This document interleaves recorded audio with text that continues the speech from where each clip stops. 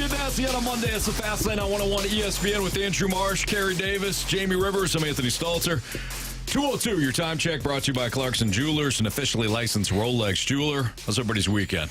You guys good? Carey, you're traveling. You're about half here. Yeah. Jamie, you open up your camps today. You're about half here. Yeah. Marsh, you are also traveling. So I'm struggling, Anthony. This should be good. Anthony, it's going to be a big day for you. I can think feel so. it. Yeah. I'm waiting for you guys at one point, one of the breaks to be like, oh, I gotta go to the bathroom, and then it's just me behind the board. Just never come back. Just never come back.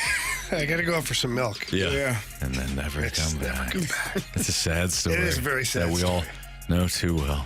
Anyways, Cardinals dropped 2 of 3 in Philadelphia. They do get the win yesterday, though, last night on ESPN Sunday Night Baseball. Playoffs, baby. Could they show Mason Wynn anymore after the error that he had trying to exchange the ball, the glove to ball, or the glove to hand to make that play? Yeah. I mean, 52 times I had counted that they showed Mason Wynn. Like, let's ease up here. Yeah, but when ESPN. when you're a very marketable young baseball player, Which he is. and he's the talk of the town coming into these games for national games, and he's hitting the ball as well as he is. He's got that 100-mile-an-hour sizzler across the diamond. Of course they're going to show him. And that error was so small. Like, the thought was there. Everything was, he just lost the grip on the ball. Yeah. Otherwise, that's a hell of a play. We've seen Arenado do the same thing. Yeah, I mean, a lot lately. It's going to happen, unfortunately, a lot lately. What? No? Staying You're there. not wrong. I just was You're not wrong. Okay. All right. Thank you. Having that a lot. For you guys, biggest lesson learned from the weekend series? If you were to have one lesson. For me, you're not quite there yet with the big dogs. Not quite there. You're not that far off, but you're not quite there. And I think what we saw over the course of the weekend is exactly what a contending team looks like. Phillies got pitching. They've got solid defense. They've got bats. Like, you know what I mean? So that's, to me, was the eye-opener. Carey? I would agree with Jamie. I took away that baseball, you know what I really took away? I might go on a tangent here. Oh, boy. You know why football is America's #1 sport now? Because they got cameras to show you every damn thing. Mason Wynn hit a home run last night, and the damn cameras didn't give it to him. That's what I took away. I don't think he hit a home run. It looked like he went right over the foul pole, which should actually be the fair pole. So, I don't know. But guess what? The NFL would have a camera shooting straight up into the atmosphere, so you would have been able to see it had a line telling you whether it was in or out, fair or foul. Yeah. And that's why the NFL is America's #1 sport. Because of the cameras? Because of the cameras. I did not have this on my bingo I card. didn't either. Yeah. That's America's #1 sport. I didn't Carey, see that. how many beverages had you consumed when they showed the At that point- replay that shows the ball going wide? Yeah, I know. I saw it going straight up over. There Looked like a was- home run to me. The angle that I saw. Okay, there we go. If there were more cameras, then I would have been able to tell fair or foul. Yeah, More cameras or less drinks? probably both. Both? Okay, that's fine. Fair enough. By that logic, Carey thinks that the San Antonio Brahmas kicked a game-winning field goal. Very true. Well, here's the thing. Yeah, and they did not. They did not. We'll call. get into that. That's because they Yeah, have that more was good. cameras. Exactly. Not the You could NFL, tell. but it's still football. It's football. Football, America's #1 sport. I think the key to your statement, Carey, is the angle I saw. That's what I said. Yeah. There was an angle that It looked like it went straight over I was the foul like, you know pole. what? That's a home run. Or the Until fair they pole. showed the other one where I might they not have saw that zoomed one. in. I might not have saw that one. 3 feet wide. I might of the have full had. I might foul have pole. been tilted my head pole- back at that time. Ball going across the Well, pole. you know, I didn't see that one. Yeah. Anthony. The ball never disappeared behind the pole. That's it your just opinion. From my vantage point. fair. I mean, I like Carey's story I better. do too. I wish Mason Wynn did end the game last night on that That's all I'm saying. foul ball, but Baseball. nonetheless. Anthony, the snake pit from Ellipsis 150 says, the fast lane, I'm going to put my glasses on for this because, you know, it's one of those days. The fast lane better start the show off with an apology to Brandon Crawford. That is I true. remember them talking crap about him being in the lineup. Carey, what you don't know, I've missed it. oh, you missed it all right, is that, what? Did you all pick Marshy? No, you didn't send in your picks for home runs, right, guys? I did not. When that happens, it's up to the field to pick, right? Field got burned. Well, CD, you got Dylan Carlson. That was and I would not have picked him. And Andrew Marsh got Brendan Crawford. Look at that. This is a great pick by me. What can I say? 3-pointer, too. He should be a 10-pointer. That sucked. Like, we deserved that one. Yeah. Now, we weren't as passionate as BK and Ferrario were during the day when Brandon Crawford, when the lineup came out and Brandon Crawford was in it. Yeah. But we certainly did talk about Crawford being in there or not Fermin. Now, I said in my defense, I would have went with Freddie Fermin. Even though he's a catcher, not Jose Fermin. We had some troubles. Nonetheless, Snake Pit's absolutely right. They are. Yeah. We're sorry, Brandon Crawford. You are a two-time World Series champion. Crawdaddy. You deserve more than the crap that we have slung on you. And great defensive play, too, might I add. Well, that was a great play by Nolan Gorman. That one little backflip. Oh, no, Crawford had one up the middle, too. Did he really? Yeah. Really? Ranging up the middle, full dive. Missed that one. Did he really? Got to the feet. Yeah, Got full up? deal. He looked like 2012 version of Crawford. No, he doesn't. I can tell you that. On that one play. On that one play, maybe. I didn't see him. I didn't. What? Hey, come on, That was man. Friday. Wasn't that He had Friday? a bomb. I was traveling. Guys, I'm pumping his tires here. You're not, though. Not? No. Is I'm doing it wrong? I think so. You're doing it in the way that the fast lane does it. I'm trying to do it the conventional way. No, congratulations to Brandon Crawford. Honestly. Great job. Did they win the game? No. So it doesn't matter? You know, whatever. Not really. I mean, I meant it this time. I'm waiting for something. No, I'm not Okay. going to do it, man. All right, here's my biggest segue from the series. One, you do have some components to match up with the Phillies. Like, I thought the bullpen last night was sensational. I mean, the movement. Jojo Romero, Matthew Liberatore comes in. Hey, how about we just leave him the hell alone now, right? I mean, now that Andre Palante is going to get another shot, we're good there. Fifth starter. But when it comes to Matthew Liberatore, for the foreseeable future, he's a reliever. And he was nasty. He was nasty. And Andrew Kittredge, nasty. And, of course, Ryan Helsley closes out the game with just a filthy slider. I don't know how Bryce Harper in the ninth was able to muscle that one out to right field. Like, that goes to show you how much strength that dude has. To get a ball in on his hands and still muscle it out to right field. For most, that's either a bloop to the third baseman, a duck snort, or, you're swinging, maybe fouling it off. But Harper, remarkable player. But last night, I thought what we saw was a team that is at the very least a wild card contender. The pitching has been competitive throughout the season. Not as good as, obviously, what we saw with the Phillies. The offense has come alive, but not as good, obviously, as what the Phillies have. The bullpen, though, is exceptional. The bullpen was very good last night. They're not there, but that had a playoff atmosphere last night. And I thought that the Cardinals, and really all weekend, and despite the Cardinals losing 2 of 3, I feel much better now after watching what I saw against the best team in the MLB, that the Cardinals could have, at the very least, be a legit wild card team than maybe, obviously, a month ago. Yeah, and you still have to look at this Cardinals team, and you're hoping that, Arenado can find his offensive game consistently, and you're hoping that some of the pieces come together over the course of the rest of the season. But at least now, I said it when we came in here to Alex. I was kind of dogging on Alex a little bit for being a little negative about the Cardinals. I was like, after going through last year and them being in last place, I'm quite fine talking about a Cardinals playoff team. Yeah. Especially I when agree. they started the season as poorly as they did, and they were in last place, and now they're in a wild card spot. I'm fine with that. You can't continue to keep making errors, though. It's as simple as that. That is going to eventually catch up to you, and you will not be a playoff team if you continue to have bad fielding. It's just as simple as that. Yeah, you're right. Lance Lynn gave up 4 runs, none of them earned. Like, I'm still going to hold off until they're above 500. They have not gotten there yet. Yes, Jamie. You had the glasses on when they made it to 500, Carey. Well, Jamie, I'm sorry. I had a weekend to think about these things. And I thought about it. Skip get a hold of you down there? Skip and I, didn't see him.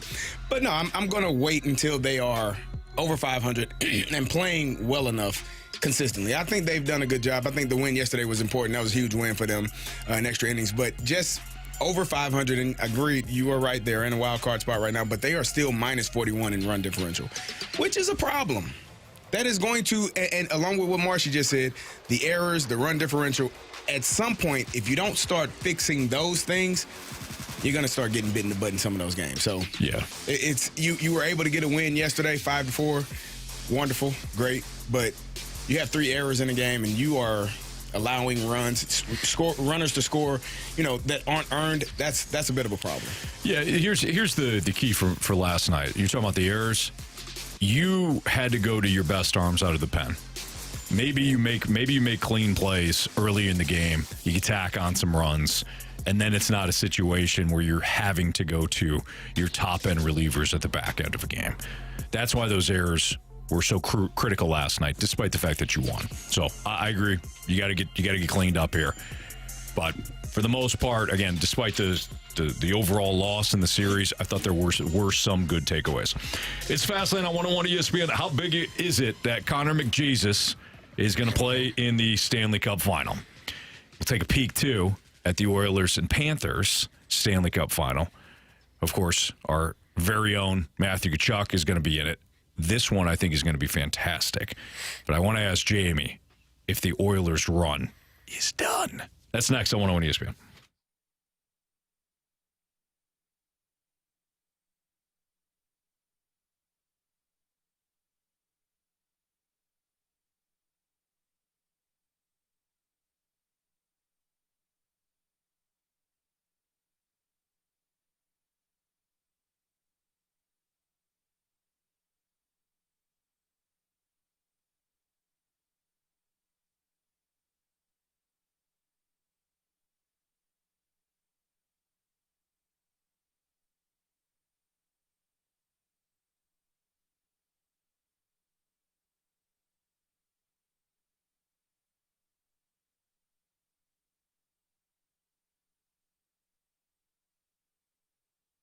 If you have thought about redoing your kitchen, you got to go with my favorite team, Mosby Building Arts. They have their great kitchen escape going on right now. $2,500 Airbnb gift card with a kitchen remodel. So if you have thought or considered doing a kitchen remodel, now is the time to call Mosby Building Arts at 314-909-1800. Tell them you heard this spot on 101 ESPN. If you want to mention my name, fantastic.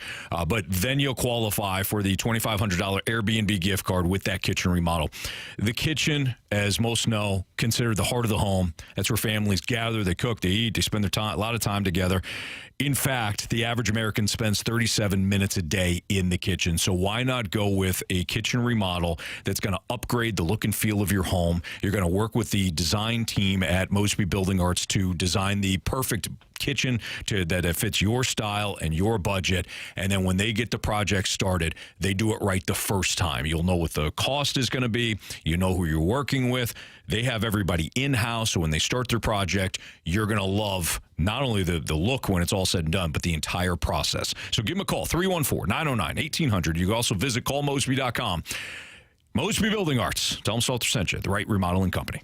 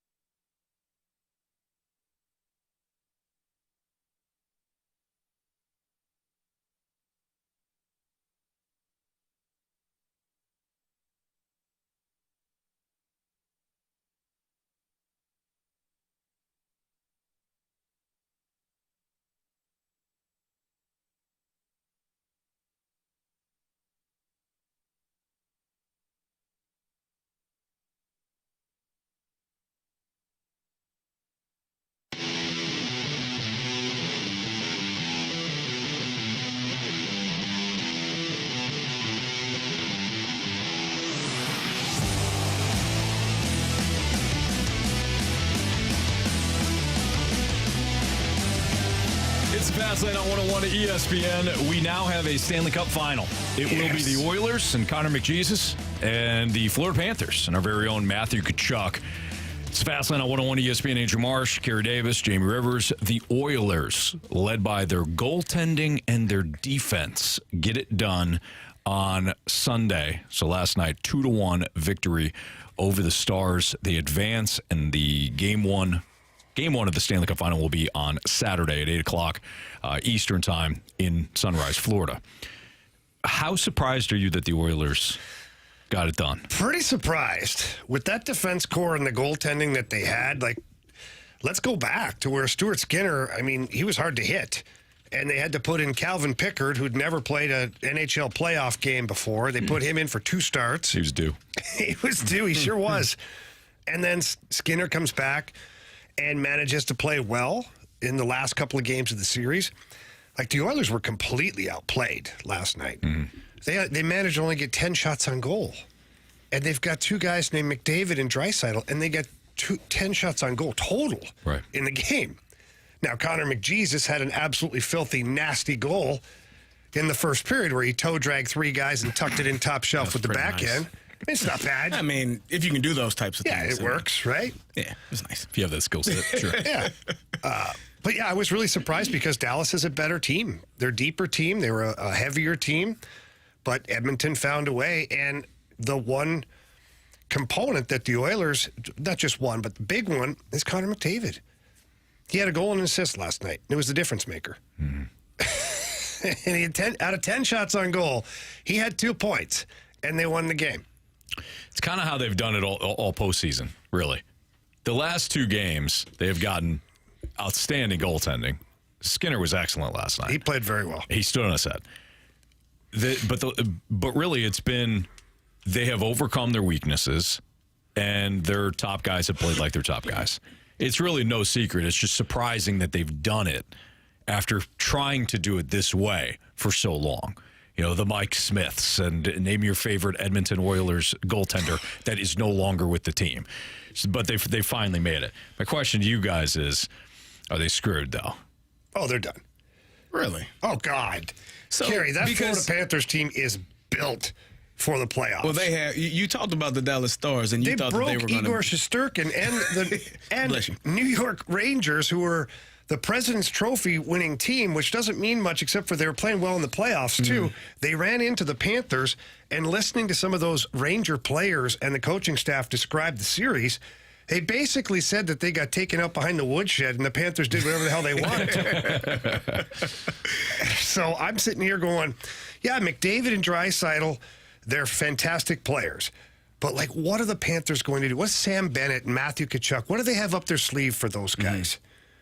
What are some of the other guys under Nico Mikkola, who's playing fantastic for the Panthers right now? Ekblad, Oliver Ekman-Larsson, player after player after player, and they're just smart, they're disciplined, they don't change. Throughout the entire course of the game, from the very first face-off, they get pucks behind the opposition and they force them to work all night long, just like Lionel Richie, all night long. And they did the same thing in the second period, same thing in the third period. Then, next game, same thing in the first. It's just a repetitive monster that I just don't think anybody's going to be able to handle. You don't feel like the pressure from the Oilers and how they can score, how they are able to just force things onto you. I think Draisaitl and Connor McDavid, they were leading the playoffs in points, those 2. So there's an opportunity there. You just think Florida is going to be much more tougher and much more physical. Yeah, I think that the Oilers are in for a wake-up call. I really do. I think that, look, when you have Connor McDavid and Leon Draisaitl, you're automatically going to be competitive. Just no question about it. Now, when you break it down, though, you look at some of the offensive guys that the Rangers had. You look at how well-balanced the Bruins were. They've taken out everybody. And I just don't see it being a different... I said last night, that the Panthers will win in 5 games. Ooh. I could be wrong. It might be 6. That'd be stretching it. But the Panthers will win this series. It is great, though, that McDavid is in the Stanley Cup Final. Did you see all the people in Canada? What? You got people who are Calgary Flames fans. All of a sudden, they own an Oilers jersey. What the hell's going on around here? Well, it's been a while since a Canadian team has won, so I could see why. You know what year? 94. 93. 93. The Rangers won in 94. Oh, 94 was the Rangers. That's right. But you know what team won it in 93? Edmonton. The Montreal Canadiens. The Montreal Canadiens. Yeah, because me and my brother were in Ottawa, and they won it. We drove to Montreal so we could party that night with them. Oh, really? Nice job. Did the Rangers beat Edmonton then? Vancouver. Oh, they beat Vancouver. That's right. Yeah, there's actually a great documentary that's out right now. It's not about 94. It's about 2011 when the Bruins beat the Vancouver Canucks in, was it 7 games, I think it was? It's called The Riot. It's a 30 for 30 on ESPN. It's pretty wild. You check it out. Nice. So I feel like we just had this conversation 2 weeks ago when Edmonton didn't stand a chance against Dallas. So how come they can beat them, but apparently they can't beat the Panthers, who, I mean, if they are physical and the Oilers don't give in to that, they could take penalties and the Oilers can capitalize on the power play, which is pretty damn good. The Rangers also had that same approach, though. But now they don't have McDavid and Draisaitl, to your point. They had the number 1 power play in the NHL. Right. I felt like the Rangers were trying to do that, and the Panthers just wore them down. Marsh, it's still a great point, because this is why we opened the segment that way. It's how surprised. I didn't even ask you, were you surprised? I asked you, how surprised were you? Because none of us had the Oilers advancing to the Cup Final. Just like Toronto, we're like, bounced at some point. But credit Edmonton. The fact that you have the best hockey player on earth now in this final against the best team from the Eastern Conference, this is what the NHL should want. I know it's Sunrise, Florida. And Edmonton. I get that. No but disrespect. If you are even a casual hockey fan, you have to at least consider flipping on the damn TV to see what McDavid's going to do. Well, from an NHL standpoint, it's great. You get to market the best player in the world. Yep. For the entire Stanley Cup Final, the entire 5 games that it's going to be, you get to market the best player in the world. And to Marshy's point, talking about how I didn't think the Oilers could beat Dallas, fair enough, but I didn't think anybody could beat Florida. Doesn't matter who advanced from the Western Conference. Once Florida got to the Stanley Cup Final, and look, they got a lot of work to do, but that team, their mindset, here's the advantage the Panthers have right now, too, is they got all the way to the dance last year and lost. And they've got 90% of that same team, maybe even more of that same team that's sitting there now. You better believe that they're going to play so damn hard. Yeah. You don't get to the dance twice and lose. You're not the Buffalo Bills here of the NHL, where it's just a factory of sadness by getting to the biggest game. Cleveland. First of all, that's Cleveland. Second of all, they did it 4 times, not back to back. It's still a factory of sadness in Buffalo when you get all the way to the big game and lose. But the Panthers aren't going to let that happen. Matthew Tkachuk and the rest of that leadership group are not going to let that team fail. They're just not. After listening to you over the course of the season and specifically the postseason, that's the mindset I have. It's not going to happen, but it's kind of interesting that Edmonton, like Marsh said, we didn't see they were going to be here. I think it's going to be a better series than you think. Because I think it comes down to, as you said, like the team. Yeah, I know you're looking at me like, what the hell does he know? You just see how he looked at me like, what do you think you know? Yeah. The reason being, you know what he's thinking, Carey? You never played hockey. That's exactly what he said. You never played professional hockey. The reason why I say that is because when you are a superstar or have a superstar, you know, Jamie, anything is possible at that point. Now, for me, if they are able to just hang on and not succumb to some of the pressure that Florida is going to, inflict on them and not really fall to the wayside from it, I think they have a chance because you got the greatest player in hockey right now. So you always have a chance to win. But the problem is they're going to have to put up 4 or 5 goals a game, every game. And when you watch the way the Panthers play and you watch the way they just strategically just take down the other team's defense. Yeah. They get the pucks behind them. They finish every hit. They're buzzing all the time. Their forwards do such a good job of having an F3, which is a high guy, that the Panthers defensemen are able to close out at every line. Basically, as soon as the Oilers get the puck, there's going to be somebody in their face. And they always go stick on puck, body through body. They make it miserable. The Rangers, I mean, they got to a point where they couldn't do anything. They were just swarmed. For the entirety of the game, the period, it's a lot. They come with a lot of pressure, and they don't stop playing hard the entire time. So I hope it's a good series. Yeah. I'd rather watch a good NHL Stanley Cup Final than a drubbing, but I just think that Florida is such a well-coached, very disciplined team, and they play with tremendous structure. It's going to be tough for anybody they play. It's Fastlane on 101 at ESPN. Cardinals, Phillies. Key takeaways on specific players. Nolan Gorman stood out to me specifically. Mason Wynn, despite the error. There's a handful of guys that kind of stood out despite the Cardinals losing 2 of 3. We'll talk about it next on 101 ESPN.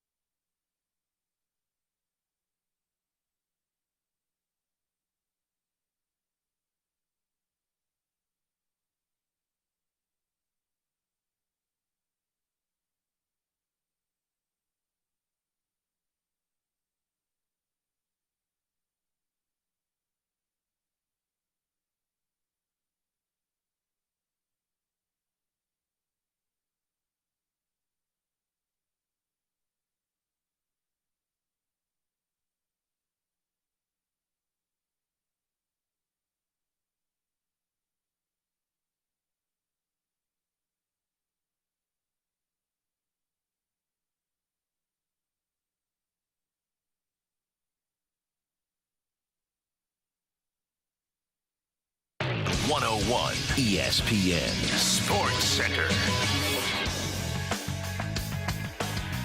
I'm Andrew Marsh. It's time for a Sports Center update driven by Johnny Londoff Chevrolet and Johnny Londoff Autoplex. The Cardinals avoid the sweep in Philly after a 5-4 victory on Sunday Night Baseball. They'll take on the Houston Astros tonight. 7:10 first pitch as Kyle Gibson goes up against Justin Verlander. We'll continue talking about the St. Louis Cardinals throughout the remainder of the show. But also over the weekend, City SC played to a 3-3 draw against Miami, and the Battlehawks defeated the San Antonio Brahmas Brahmas 13-12 to take on the Brahmas once again on Sunday at 6 o'clock for the XFL Conference Championship. I'm Andrew Marsh, and this SportsCenter update is driven by Johnny Londoff Chevrolet and Johnny Londoff Autoplex. See them at londoff.com. Chevy, together we drive. Are you kidding me?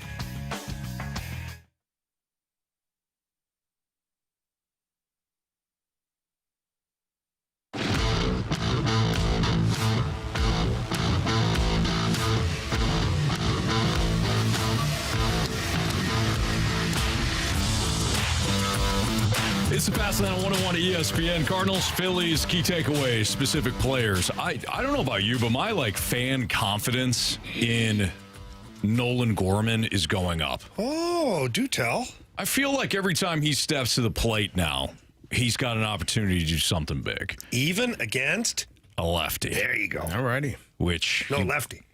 I said, oh, yeah. Right. All right. Correct. There we go. Yeah. Nailed it.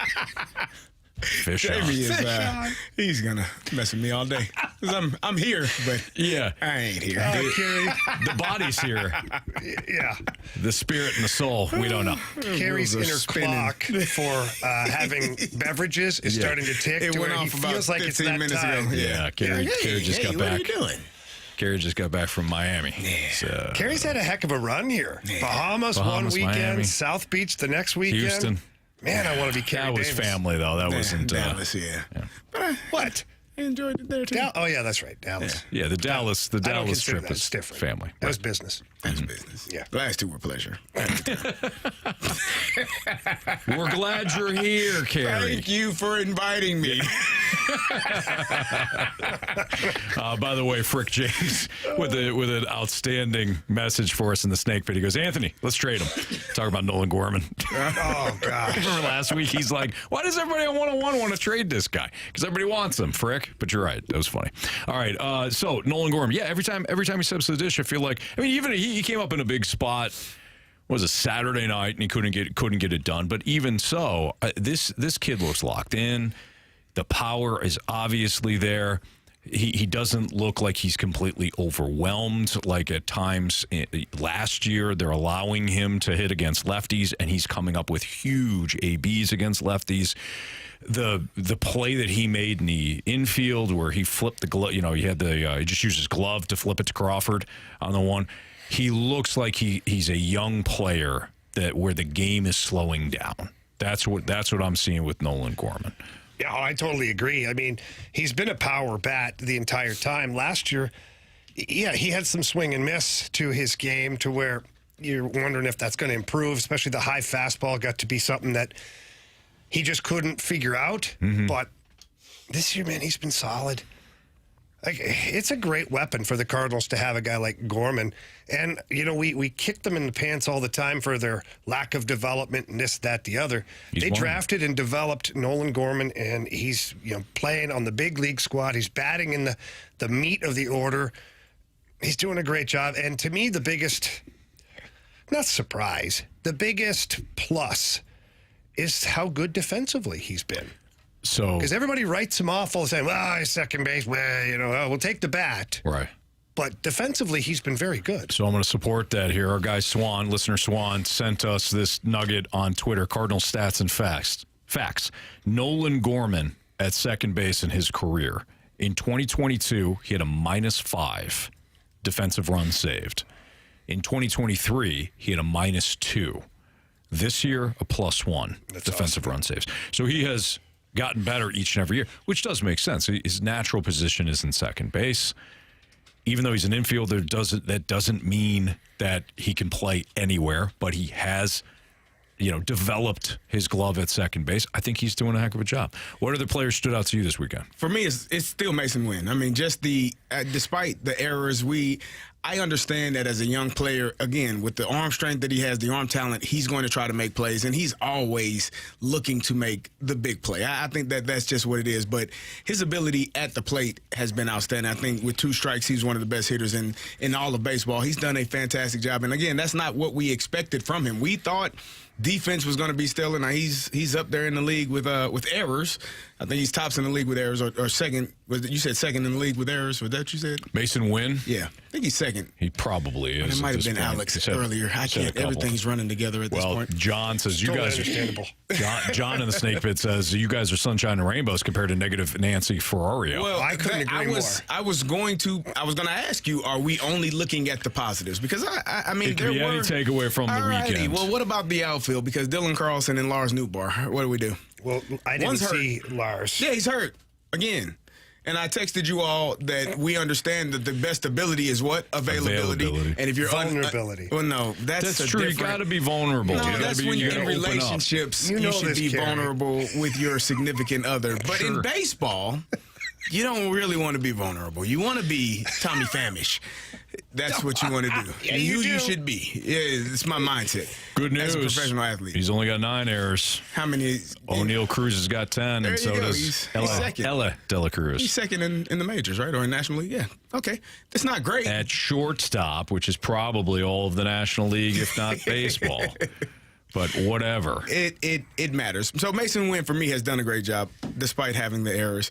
On the flip side of that, the players that you want more from, Lars got to stay healthy. Like, he has to stay healthy. I know sometimes it's just bad luck. Jamie, I know you've played with guys that talented, but for whatever reason, just bit by the injury bug. Yeah. And it could be something as simple as, walking or some normal activities that somehow, how the hell did you get hurt? Like, it just happens to some people. Dylan Carlson, he got to hit the ball. And if he doesn't, well, I don't know what you're going to do. Jordan Walker probably will be back up sooner than later if Lars is unable to stay healthy and if Dylan does not hit. That's the bottom line. So when you're looking at those two positions, I think those two guys, they have to come on. Yeah, I was sitting there watching Dylan Carlson, and I'm just like, man, what has happened?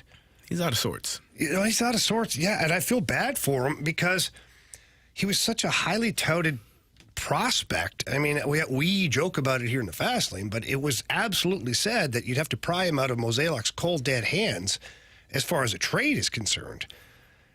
And now you look back now and you're like, well, we should have traded him. I get it in hindsight, but at the time, Dylan Carlson was like a top prospect in all of Major League Baseball.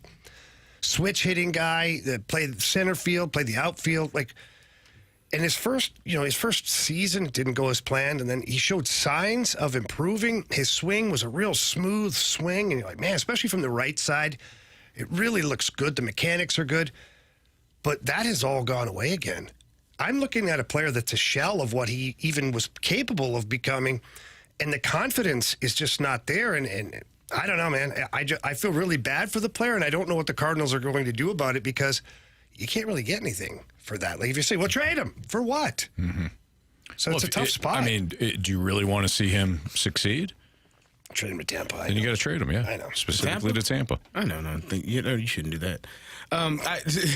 You shouldn't do that. John Denton had reported over the weekend that he was facing right-handed pitching, batting right-handed. He took taking BP. Batting practice. So maybe that's something that he's looking into to be able to play more. We talked about that. I think it was last season. We were like, well, why don't you just give up the lefty experiment? Yeah. But BT did say, he goes, once you give it up, it's gone.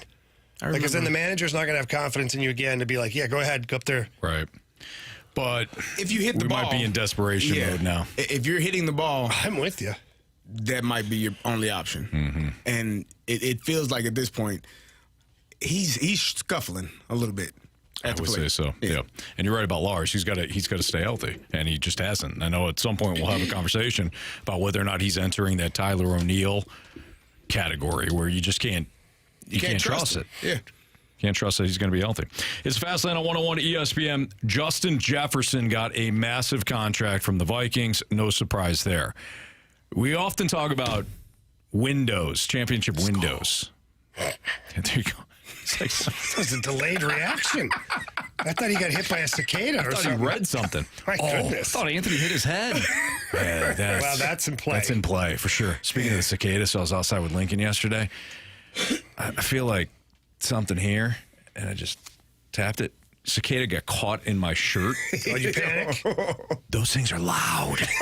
Oh, really? The damn thing screamed. Really? Like those things, we hear it obviously in the trees. In your chest hair? No. He was more. It's more on the Inside the shoulder. collar. Yeah, inside the collar. So It was loud. it right in was your ear. loud. It was letting all its cicada buddies know. Whipped off my This shirt. crazy Italian is trying Yeah. to kill me with his chest hair. That's right. Well, don't worry. I got him out. I kicked him. No. I washed my truck and then immediately needed to wash it again. Oh yeah, those things. I don't even know why you bother washing your Going truck. down right now. 270 is just Man, right into the windshield. Yeah, they're like golf balls. And It's they bad. leave a big blotch. Yeah. Anyways, we talk a lot about the window, right? Championship window for teams. There's another window in the NFL that maybe the Vikings can take advantage of. That's next on 101 ESPN.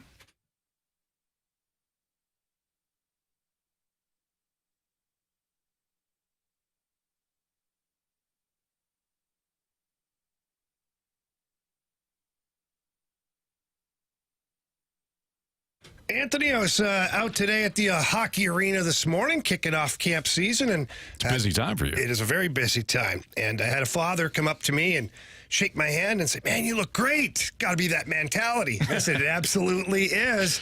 I said, "You can do it too. Just get into either of their locations, Chesterfield or South County, and sit there with the board-certified physicians and talk about maybe why you're lacking energy, maybe why you've got a few extra pounds, maybe you're just not feeling motivated." That's called low testosterone, and it happens to all males at some point in their life. Mentality, though, is there to pick you up and get you feeling like you should. You know, a lot of times we talk about low energy and maybe even have a feeling depressed and all that. Let me tell you another symptom though. It's called irritability. Oh, yeah. When you're irritable, you don't know why, you're ticked off all the time, whatever. Since going to Mentality, jumping on their program, I feel like my mood is stabilized, man. I feel good. I feel in control. And all of a sudden, like that focus, that clarity comes back. I can't say enough great things about Mentality. It's worked for Jamie and I. So head down to one of their two locations, South County or Chesterfield. You can also visit them at lowtusa.com. But when you do head down there, tell them that Jamie and Anthony from 101 ESPN sent you in there. They're gonna make sure that they hook you up right, and you're gonna love Mentality. You're gonna love their program. Again, tell them Jamie and Anthony sent you. It's Mentality.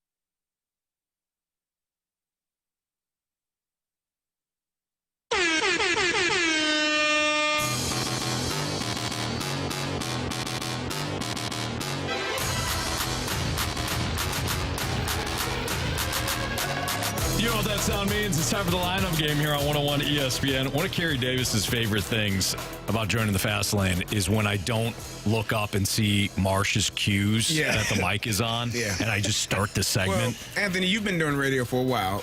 In order for the listeners to hear us, he has to turn it up. Turn the mic on. I'm in charge. That makes sense. Yeah. Otherwise, you're just talking to us, and we love you. We want to hear you all day. Sure. But they do too. I would actually love to be able to work the board one day. Oh, please no. And it's going to be chaos. Just to mess with Anthony is like cue him up like it's coming and be like, and then not turn the mic on and then wait again and then be like, oh, sorry. And then like do it again and not turn the mic on. I mean, I know what you're doing though, so I wouldn't. Yeah, but then I'd have it on and you'd be MFing me and I'd have to dump it. That's would be the reason why you can't, because we need the mics off. When they're supposed to be off. Jamie would think that's honestly Marsh's biggest job. Just make sure those mics are off. Please and thank you. Marshy's solely responsible for me having a job. Yes. Yeah. It is. Yeah. Well, for all of us. Andrew, thank you for your service. Yep. The power of your job is in the palm of my hand. That's correct. Yeah. That's correct. Interesting. Say that again to him. Because he likes to fire people every chance he gets. That is true. You should tell him that. My power is in the palm of your hands? Is that what you said? Job. Your job. Oh, yeah. Just wondering what you meant.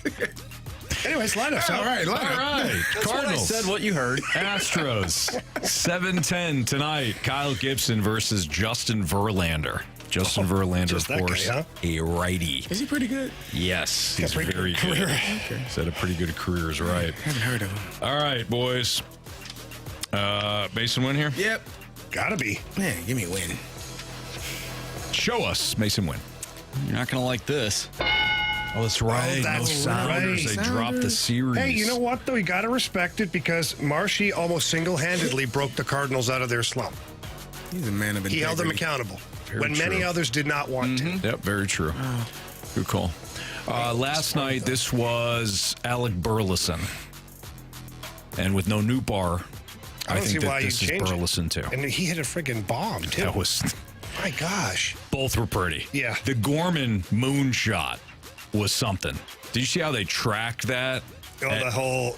Dude. Anyways, all right, go ahead. Show us Big Burley. All right. Is Alec Burleson the breakout player of the season so far for the Cardinals? Well, I guess Mason Wynn is pretty good. Mason Wynn, yeah. But Burley's on the podium. He's in the photo. Yeah, he's in the photo. All right, 3 spot here. This was Goldie. I'm good with that. Goldie got caught looking at some bad pitches. Show us Paul Goldschmidt. Okay. Didn't like some of his at-bats. This one's got to be Nolan Gorman. Speaking of the moonshot. Is it? That's where he was yesterday, right? Mm-hmm. Yep.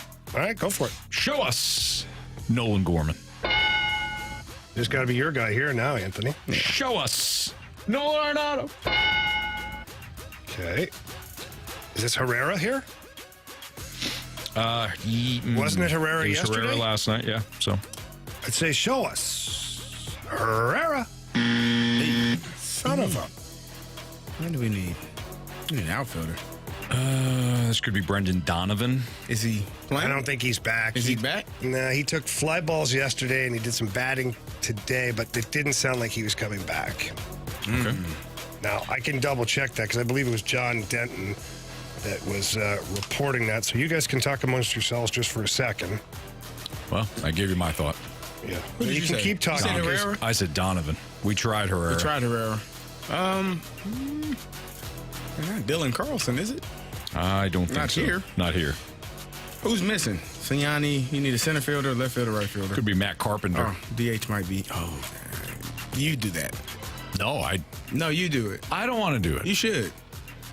You do it, He's Jamie. checking on Brendan Donovan. So Yeah, I'm busy. If I do it, I'm going to say Donovan. Just go. Go ahead, say Just do Donovan. whatever you want. Show us Brendan Donovan. Thank you. That's why I wanted to check on it because sometimes these tweets are like 2 days old.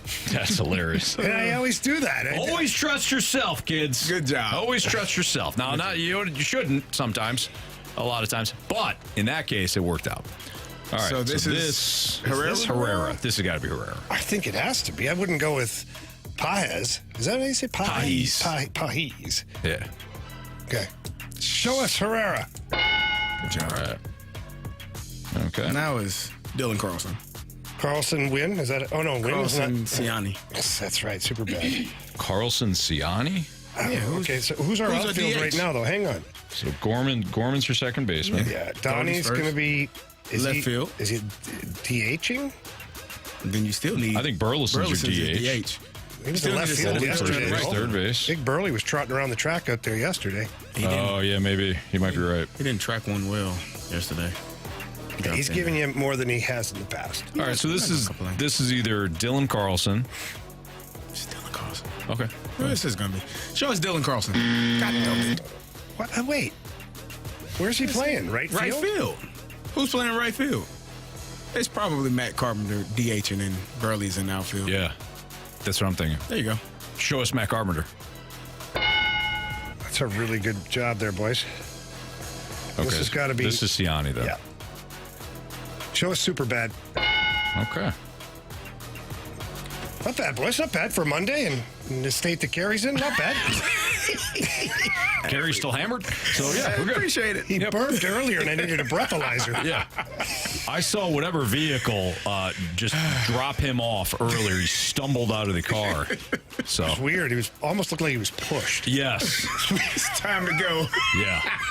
It's been The a way good you run. rolled with it, though, was very professional. Cans and bottles just followed through. I picked him up, Carey. I appreciate it. I'll tell you tomorrow when you become lucid again. All right, go ahead, Marsh. Run it. All right, leading off the shortstop, Mason Wynn. Batting second in right field, Alec Burleson. Batting third, your first baseman, Paul Goldschmidt. Your cleanup hitter, second baseman, Nolan Gorman. Batting fifth, third baseman, Nolan Arenado. Batting sixth in left field, Brendan Donovan. Batting seventh behind the dish is Ivan Herrera. Batting eighth, the DH, Matt Carpenter. And batting ninth in center field, Michael Siani. Back. Stay fair! Stay fair! Go foul! I don't believe what I just saw! Home run. All right. I believe Marsh now has the lead, right? Thanks to us. Good job. We gave him Brandon Crawford. What are you talking about? I asked for that guy. He gave us very little on the Friday. score? 12. You got 12 now? I don't know what I he's have got. 12. And what do I got? 10? You have 9. Nine. And I got 6. 6, and Anthony has 2. All right, I need 2 from Mason Wynn tonight. You know, if I gave Anthony 3 points, we'd be tied, and then Anthony, I could give you the 3 points since you ultimately did choose for me. Nah. Very true. Yeah. No, it doesn't work that But way. I don't feel like doing that, so. Give me Nolan Gorman. Marsh has an edge to him today. He does. He's still He got was a in the little... car. We were in the car. still got a bit of a Middle buzz edge. on him, too. I'm irritated. We're going to get to this. I'm irritated about this damn bet the board situation that happened. Irritated. Oh, I can't wait for this then. I can't wait for I had this. 2 opportunities and none of them hit. We did the best we could, Andrew. You didn't send Joe us anything. Pavelski. Joe Pavelski? You didn't send us anything. I fell asleep, Anthony. I was taking a nap. You take responsibility, Marsh. Damn it. You know Bet the Board is everything to us. You wake yourself up. That's all right. I'll just have to, which, by the way, we do need new contestants for this next month. So text that's in right. for Bet the Board. So now we're all on the board. You won? Yeah, we're back. I won, baby. I won. Did you win two months in a row? No, just the one. Controversy. Jesus. No controversy. Congratulations to Jen, who was my she Bet the sent Board you- partner. yeah. She was fantastic. She Yeah. sent us those cookies that Yeah. day. Yeah. She was really nice. Oh, that's Yeah. right. You weren't here. You weren't here. We crushed You those missed things. out. I took the rest home. Sorry, buddy. Yeah, That's it was, all right. it was crumble cookie. Oh, that's right. Damn, those are good. I'll let it slide. Jen always sends us the Halloween candy, too, the box full of that I Halloween remember. candy. Yeah. Very nice. She adds those Smarties in there for you. Yeah. It's very much appreciated. Nobody else eats them. Well, he needs them. It doesn't work in the way you think, Jamie. Oh, Marsh. I got that. Kind of snarky today. Very snarky What did he today. say? I gotta go back Don't and worry listen. about it. You're going to have to listen to it. I care about Marsh, so. What'd you take? Who'd you take? I took Gorman. Nolan Gorman. Gorman. All right. I'd go with Burley today. Again. Early today. Okay. He's going to go so deep on Verlander. Okay. Who do you want? I want Mason Wynn since he got robbed of a home run last night. All right. Go for it. Who's a three-point player? You.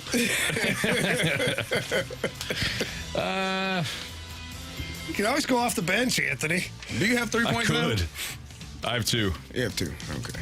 Is Herrera a three-pointer? Anthony, you should stick with the one-point players. I think he's a deuce. I think he's a 2. All right, give me RL chalk. You've been I've better in your way. I've been better with the one. You're right. Give me. No, you know what? Give me Nolan Arenado. All right. Oh God. Because this dude, I believe in him. I know he is grinding his bats to freaking sawdust. I mean, there's nothing but sawdust beneath his feet after every at-bat. But the time that I believed in him, he hit a laser. He did. He's going to do so again tonight. All right. There you have it. All right. We do need Bet the Board contestants, too. So, new month, new drafts. 314-399-9646 to the Air Comfort Service text line. If you want to text in, beat the board, or bet the board, excuse me. What do you... Just go ahead. Okay. All right. We didn't talk about the championship window being a little different in the NFL. It's next on 101 ESPN.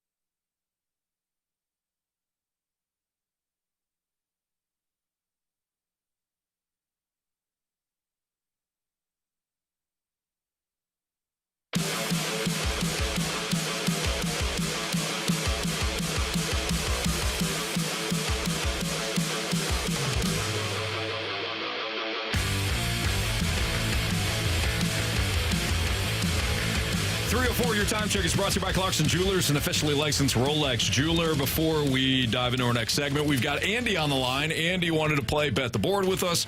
And Andy, thanks for listening. Thanks for playing. Congratulations. You have the first pick. So do you want to go with Marsh, Carey, Jamie, or me? And I believe we all won once. Or Marsh, did you win twice? Are you two-time winner? Yeah, I've won twice. So Marsh should be 3, but it is what it is. Come on. Jeez. Marsh is a two-time winner. Carey's won once, Jamie's won once, and I won the last month. So, Andy, welcome to the program. Thank you, sir. Well, it's Stanley Cup Final time. I know it's Jamie's wheelhouse, so I think I'm going to go with the superstar defenseman, Jamie Rivers. All Yes. right. Thank you, Andy. That's a great choice, my man. You follow Jamie's picks all month long. Sound good? Yep, sounds good. And the snake pit says hi, by the way. All right. There we go. Shout out to the Snake Pit. Thanks, Andy. Take care, buddy. Yeah, thanks, guys. There you go. So if you want to play Bet the Board, Carey, Marsh, and me, we're available right now for the month of June. It's Fastlane on 101 ESPN. So Justin Jefferson lands a massive contract, everybody figured he would. The Vikings signed him to a 4-year, $140 million extension. He's now the highest non-paid quarterback in NFL history. The 140 extension includes $110 million in guaranteed money. Wow. An AAV of $35 million. He's only 24 years old. The best receiver in the league.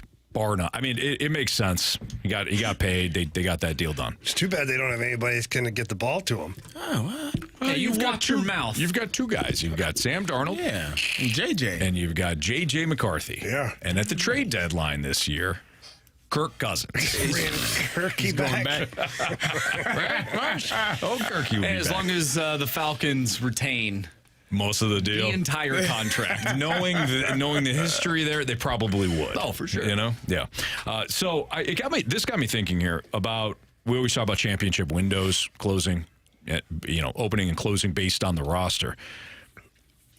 The Vikings are now entering, though, a huge opportunity with not paying the quarterback. They've got Sam Darnold on a very cheap deal, and then, of course, they got J.J. McCarthy on the rookie deal. This is a perfect opportunity for them to continue to add. I think this is a much different window than what we talk about when there's like a young core group of players that are coming up together, and then you sprinkle in some of the veterans. In the NFL, I think that the way the Bengals did it when Joe Burrow didn't have the contract yet, or the Chiefs when Patrick Mahomes, like they just started adding players at will to take advantage of that open window. So the Vikings now, I think they just kicked that off by giving this massive contract to Jefferson. Yeah, but it all depends on the biggest wild card, J.J. McCarthy. Yeah. I'm not going to say Darnold, because I think that Darnold is what he is. He's going to be that guy that travels around the NFL for a decade and just, he's a great backup, break glass in case of emergency if you need him as a number one for a while. I'll fix him. Exactly. Yeah. He's that guy.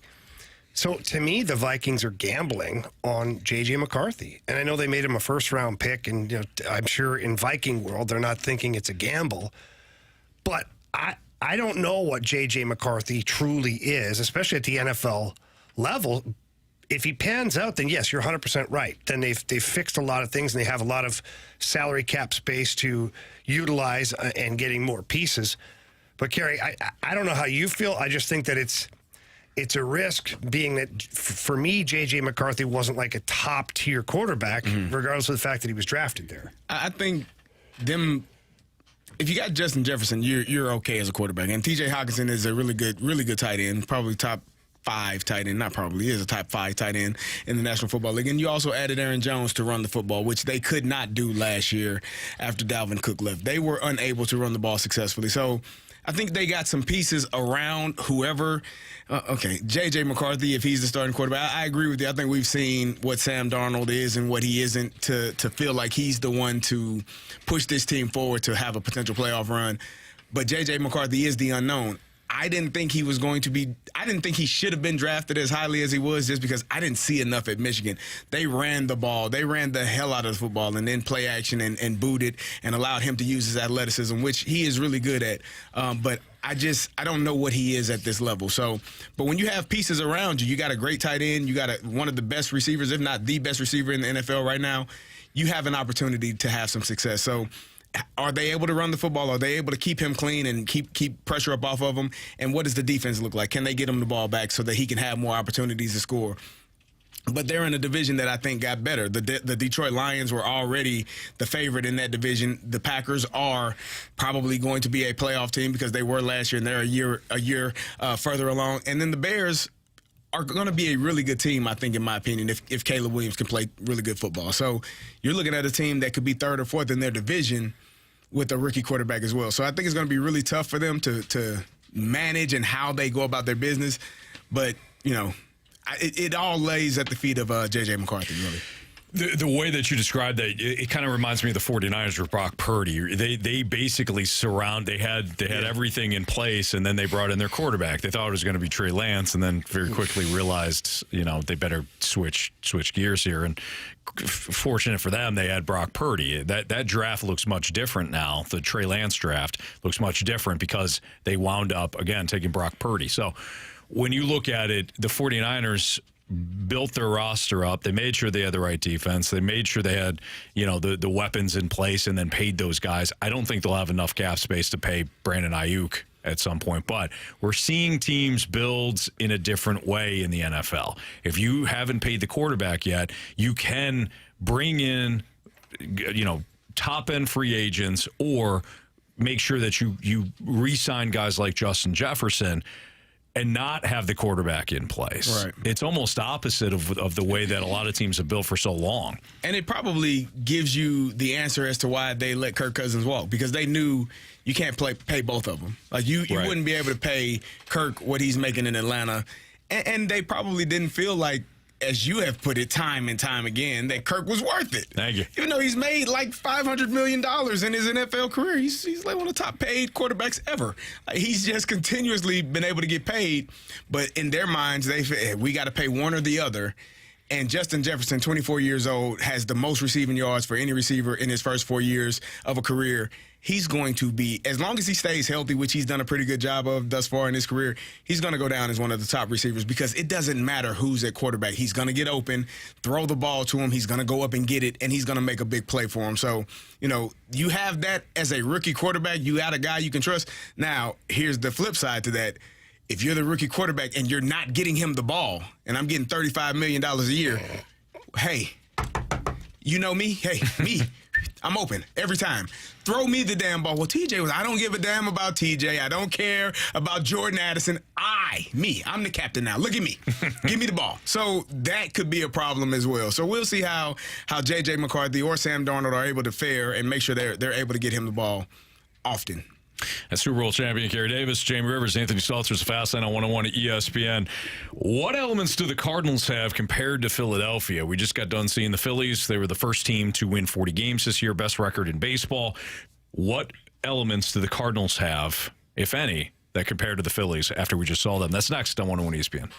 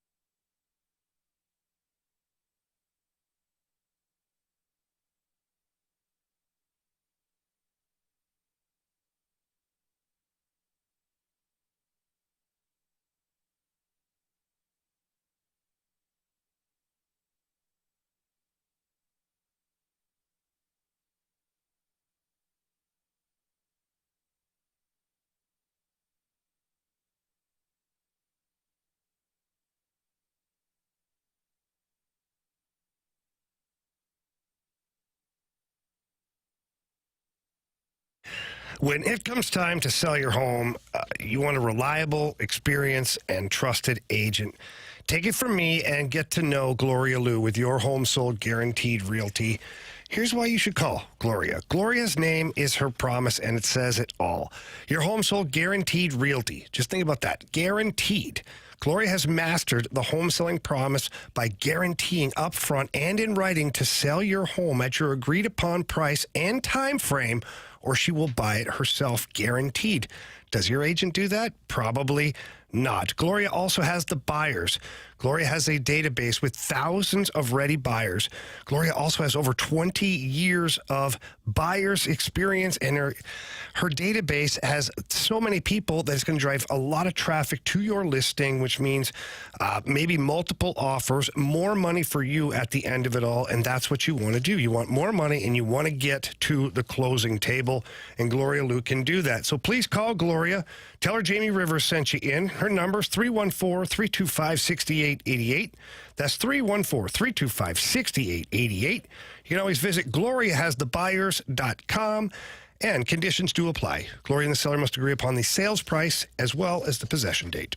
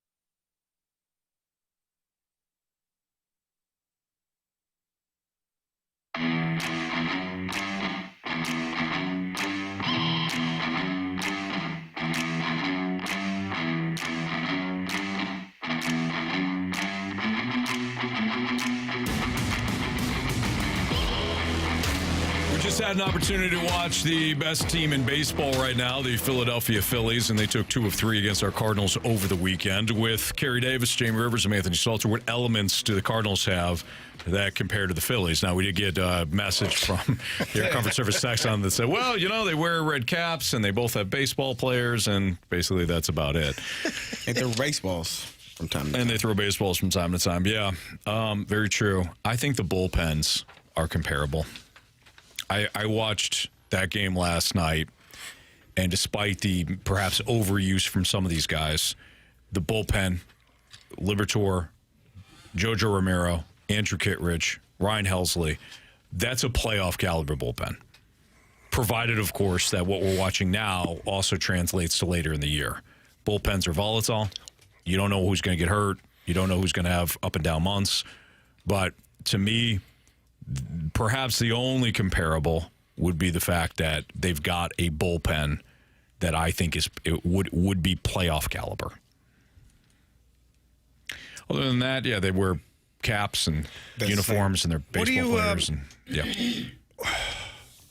What would you say if I mentioned, and it's a terrible time for it, I guess, because there's been so many errors here recently by the Cardinals, but what if I said that I think the Cardinals defensively are better than the Phillies? I actually think that's fair. Alec Boehm's got like 9 errors to lead all third basemen this year.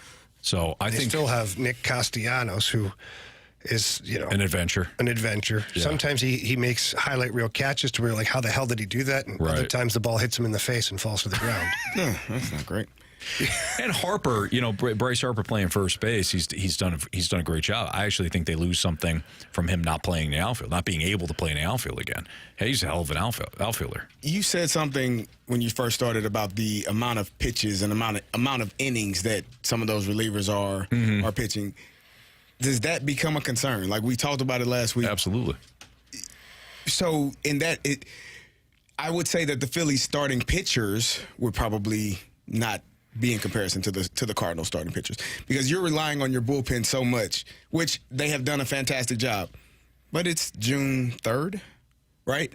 Are they going to be able to do a fantastic job on August 3rd, on September 1st? Like, are they still going to be able to play at this high of a level? Because you are relying on them, and you got Matthew Liberatore to come in and do a good job as well. But you're trusting JoJo Romero, Andrew Kittredge, and Ryan Helsley to basically shut down the 7th, 8th, and 9th inning. Yeah. Every single game, it feels like, if the game is close. At some point, that's, to me, a lot of stressful innings, a lot of stressful pitches. And not that we're waiting for it to happen, but we know that if you're overusing someone or using a player, that could potentially be a detriment to your team. So I'm trying to look up these statistics quickly here, because I would be interested. You brought up something about, since we're doing these comparisons to the Phillies and the Cardinals, I'm interested to see where the Phillies line up for starting pitching in terms of like average innings per start compared to the Cardinals. Zach Wheeler, 6 innings per start on average. Ranger Suarez, 6 innings per start on average. Aaron Nola is 6 2/3 innings per start. Taijuan Walker, I can't imagine is anywhere close to 6 innings, but let's see. Taijuan Walker here. He's 5 1/3. So those are their top guys, and who they have. Christopher Sanchez too. Guys, give me a second here, because I would be interested. All of them getting you into the 6th inning, except for and who'd you say? Suarez getting you into the 7th. Christopher Sanchez is 5 1/3. So 5 1/3, 5 2/3. Yeah, but getting you into the 6th inning. The top 3 guys are into the 6th. Yeah. Except for Nola, he's 5 2/3. He's close. Okay, you guys ready? Let's do Sonny Gray here. Sonny Gray. Let's play the guessing game. Any thoughts? Average innings? 5 2/3. That's a really good guess. I thought so. Yeah, I like that guess. What do you say? 6 1/3. Nah. You're both wrong. 5 2/3. I said 5 2/3, didn't I? Yeah. No. That was the joke. You guys were right. I thought me and Marshy were wrong. No, I was. You and Jamie. Oh, okay. You guys are both right. Jamie. Yes. Carey? Marsh way too high. Lance Lynn, and he guesses 5. I want to say 4 2/3, but I'm going to give him. You're going to do 5. 5. All right. He's a 5 and diver. Yeah. Jamie, you going to just stick with Carey? Yeah. He should. 5 on the nose. Damn! Gary Davis is hot. Kyle Gibson. Ooh, I think Gibby's a little tough. more. 5 1/3. He's not more than Sonny. Oh, I think he is. You think so? Yeah, Sonny had pitch count to start the season. But Gibby got roughed up a couple of times. I'd say. I'm going to let you have I'd this say one. Gibby's a full 6. Ooh, that's heavy. I'm going with 5 1/3. Marsh. I'll say 5 2/3. Marsh is correct. 5 2/3.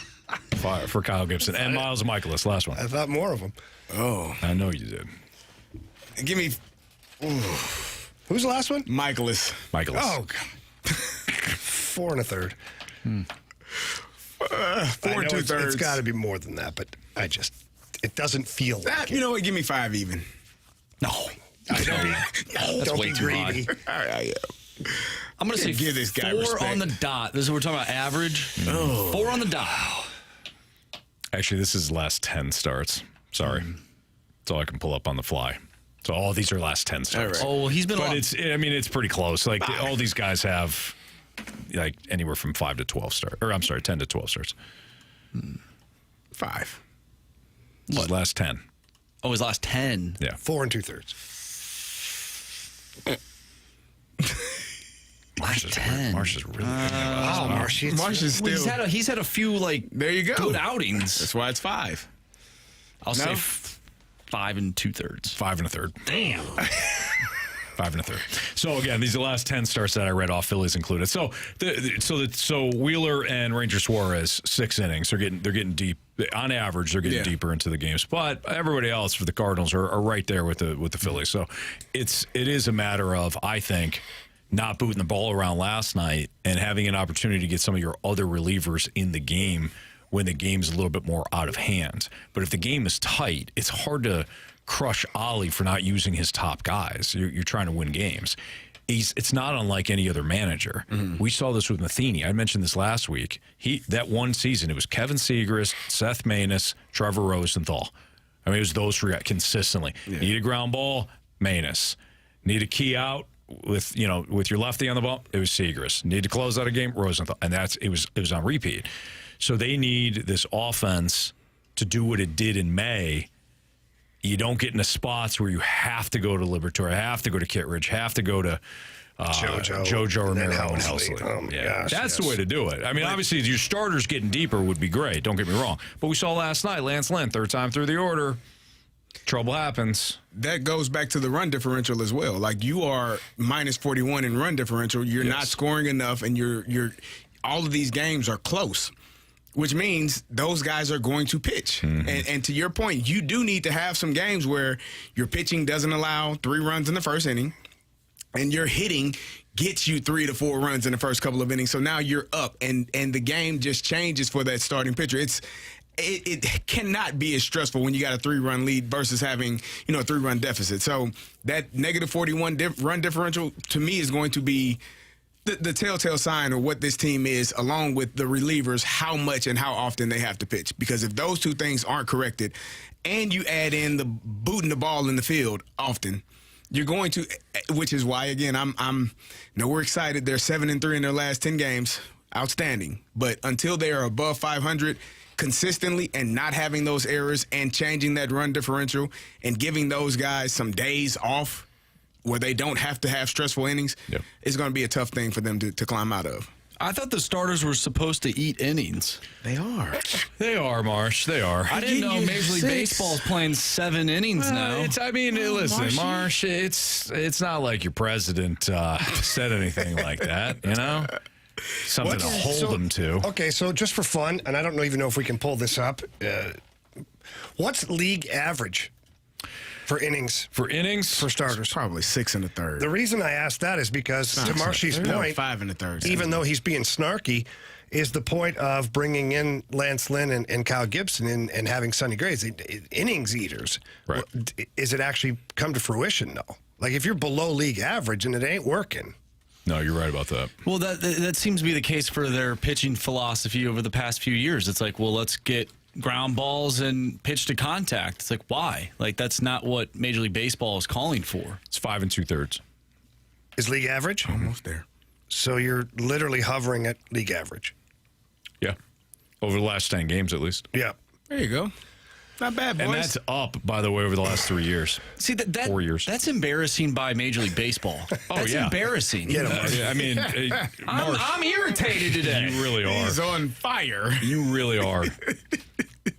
I saw you irritated last week, the whole Cardinals rain delay debacle. This is different. Like, there is an energy that is present right now. He's upset. I think the Cardinals had more hits this weekend than I had hours of sleep. Probably, yeah.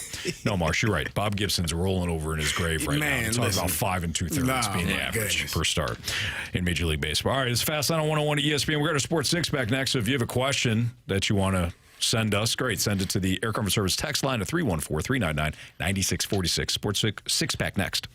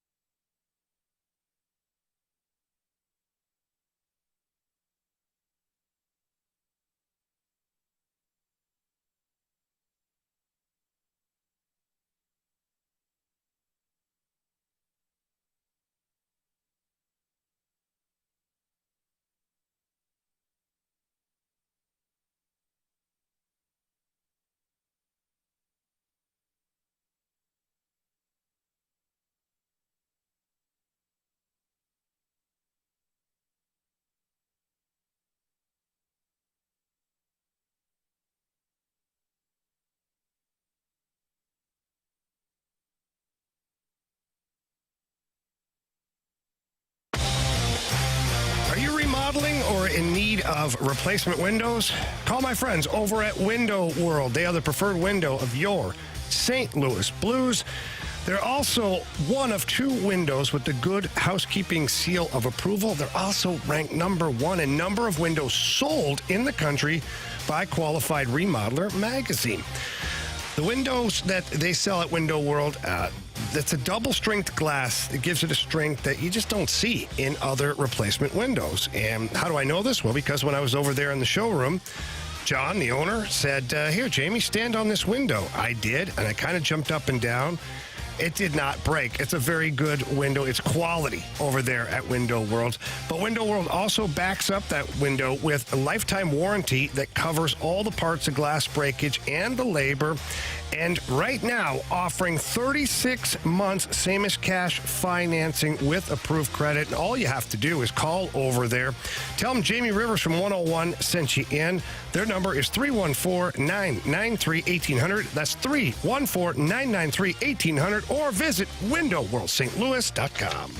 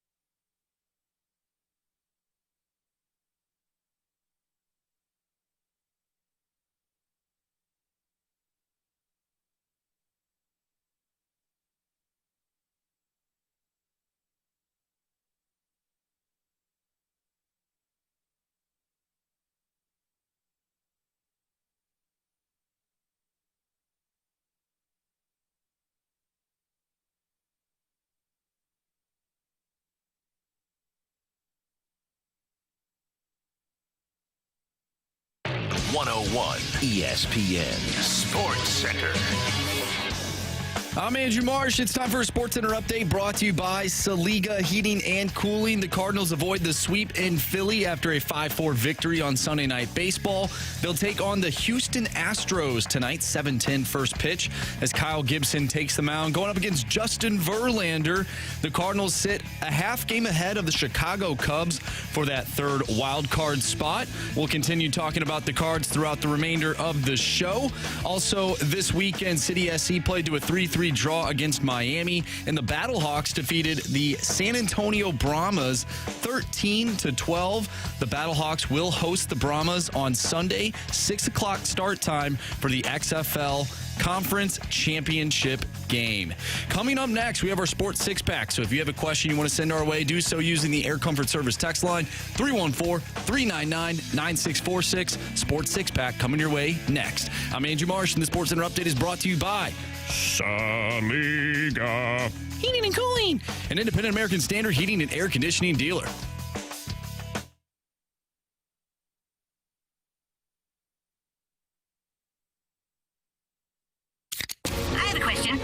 time for the Fast Lane to answer your sports questions. I want to ask you a bunch of questions, and I want to have them answered immediately. Asking me all these weird questions. Answer the question. Answer the question. Answer me! The Sports Six-Pack is now.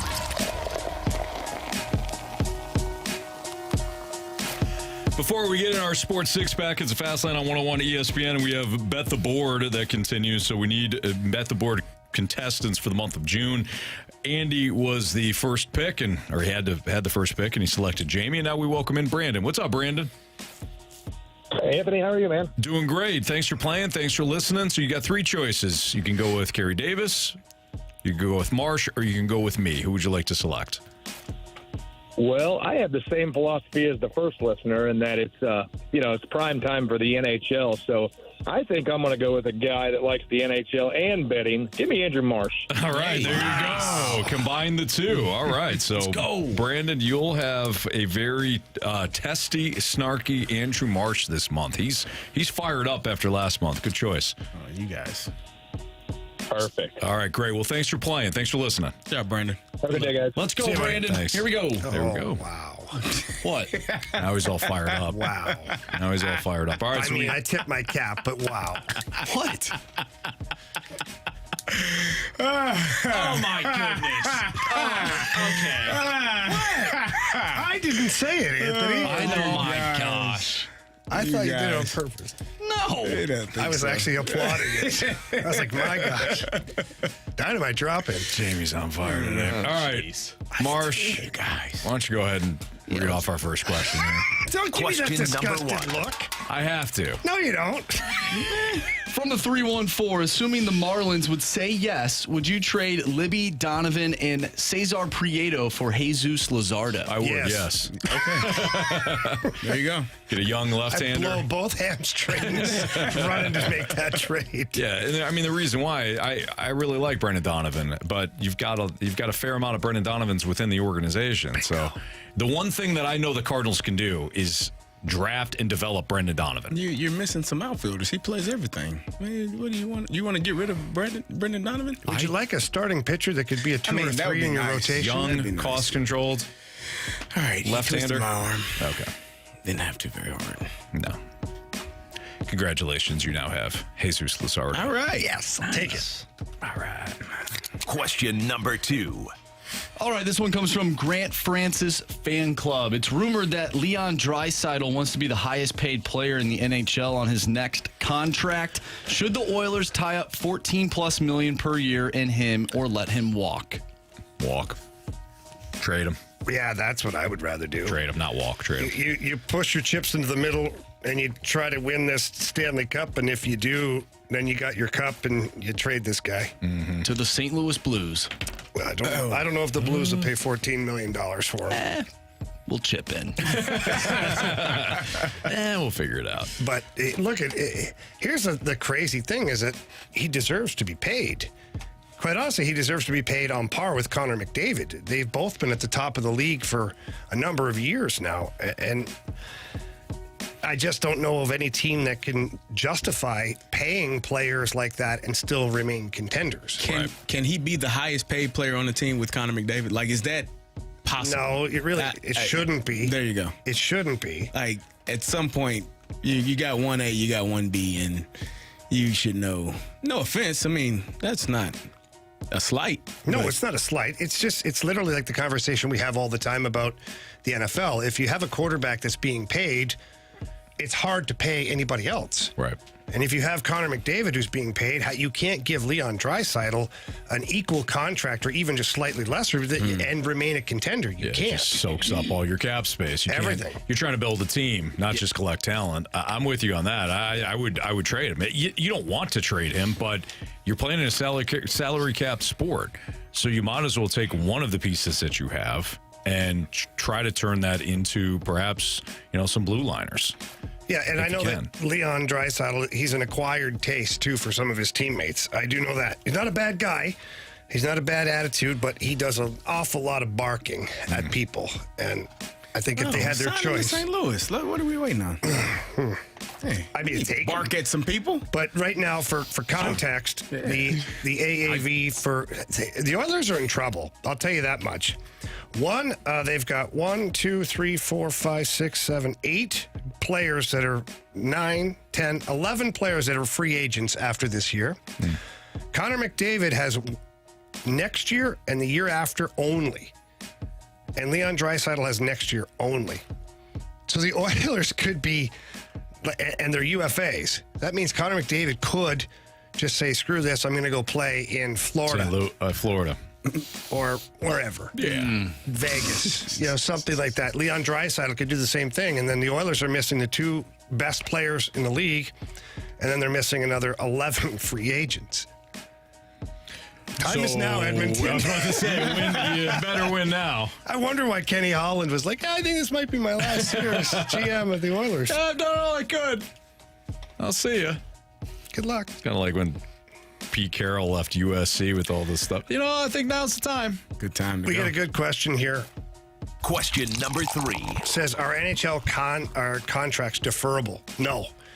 You can't defer the money. You can't do like the NFL or Major League Baseball and kick the can down the road. I mean, you can, but it counts against your salary cap. So the average of that contract will still count on your salary cap. Even if you march it down 10 years from now, it doesn't matter. That's a true salary cap. That's why they call it a hard cap. It's just the way it is. And signing bonuses count against the AAV too, because when they first had the salary cap, teams circumvented it and said, okay, well, we'll only pay you $1 million a year, but we'll pay you $8 million a year in signing bonus. Right. And only the actual contract was being counted for the AAV. That's why, the NHL locked out again and decided that we need to get this right. Mm-hmm. And so all money now, everything counts directly to your salary cap. Makes sense. Question number 4. From the 314, why can't baseball get out of their own way and just call more strikes to help increase batters swinging and might actually help pitchers go more than 5 innings? I don't know if that makes sense. I mean, that just means you have a higher pitch count. Well, if you're striking people out. Well, and then you got guys just swinging at anything. It doesn't mean it's automatic offense. If the guy's throwing a foot outside the strike zone, calling it a strike. Yeah. No, you're going to have. This isn't the Little League World Series. Those umpires aren't in Major League Baseball. Yeah. You're right. And I guess from the standpoint of maybe the pitchers will work deeper into games, but if more strikes are being called. Yeah. But you throw more pitches. Like Marcia said, if you're striking out a lot of guys, you're throwing more pitchers per at bat. And pitchers, like veteran pitchers have said that. You know, like, okay, you get the high strikeout numbers, that's fantastic, but am I out in the 5th? There you go. Yeah. Wainwright used to talk about that. Well, that's what Paul Skeens did in his second start. Guy had 13 strikeouts and 100+ pitches and went 5 innings. Yeah. 19 Ks. 3 innings. I mean, I know the math doesn't add up. Get guys out. If you get guys, that is your job. And I mean, kind of. Do your job. But you don't want 125 pitches in the 4th, you know? It's a bit problematic. I see that. This one comes from the Water Boy. Which value is higher? Number of hours Marsh slept, number of drinks Carey Davis consumed, number of shots the Oilers had in Game 6, or the number of hits the Cardinals had this weekend? Wow. The Oilers had 10 shots. 10 shots. Carey definitely had more than 10 drinks. Yeah. I mean, that may have had that before lunch. Yeah. Not today. No, maybe. Not today. He doesn't know. He doesn't remember. It's all tied together. Actually had 12 hours of sleep. That's what he said. And Carey, you had more than that. Drinks. I'm going to go with Carey on this. Said he had the most? He had the most. Oh, for sure. He's down in Miami. Yeah. If he didn't, I'd be very disappointed. So I think the Cardinals had 17 hits this weekend. Probably more. So you left on Friday? No. Friday. I left Friday. You left Friday? Yeah. Were you there on Friday night? Yeah. Okay, so you're Friday night, all day Saturday, all day Sunday? I came back Sunday. Did you have any drinks yesterday? Yes. So I'd set the total at 21. Yeah. And I'd still bet the over. Yeah, probably. Yeah. I don't know. I lost count. That's good. I might have had that on Friday because I was up till like 6 a.m. Proud of you. Oh, wow. Carey was still I'll awake. take you over 2 on that. Carey was awake when I was teeing off. Wow. Yeah. Put that into perspective. Proud of you. Glad I could make you proud. Yep. Man, Carey got after it. Yeah, he did. Oh, I'm feeling it today. But I'm here. Yeah, All you right, are. Carey, you're nice here. job. You're battling away. Fighting. You weren't going to call off. I know you. Nah. Yeah. But I did sit down in that chair right outside the studio before we started, and I was like, oh. Oh, yeah, you could see it in your face. We walked in, and you were like, not even close. I said, Carey's not coming in today. Doesn't it feel like you're Even having though the you're sitting in Monday the hall. scaries? Yeah, The yeah. Monday scaries. I don't know if you heard me, but you were going out to get something out of your car. Oh, you said, And I said, you better come back. You know, I forgot something in my car trunk. Yeah. Oh, Marsh this is at like, home, actually. why does he have to come back? I go, because he'll leave. That's like Marshy the one day when he went to the bathroom. Oh, I know. He was never out came there. Yeah, he was out the entire Disappeared? time. Yeah. People were asking, hey, you going to check out Marsh? Is he okay? And we're like, yeah, If he's been in there for a couple hours, I'm not going in. I'm not going in, yeah. I can't believe you guys never checked on me.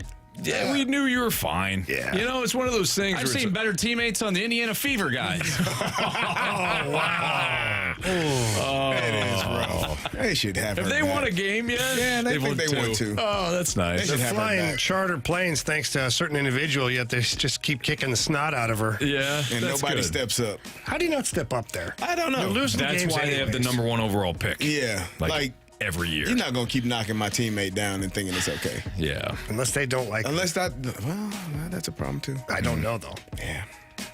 Question number 6. Wow, we finished this in one segment. I certainly am did. Disappointed in you guys. Now we're Now we got to do 2. We got to get full of the segment on it. I mean, what are we doing, guys? Tell the, you got, Oh, I mean, good work, guys. Anthony, how do I turn... Let me just pot you down real quick. Oh, you guys are doing great. From the 636, are you guys concerned with the Battlehawks after how close this game was this weekend that they may not get the W this upcoming weekend? We'll tell you next on 101 ESPN.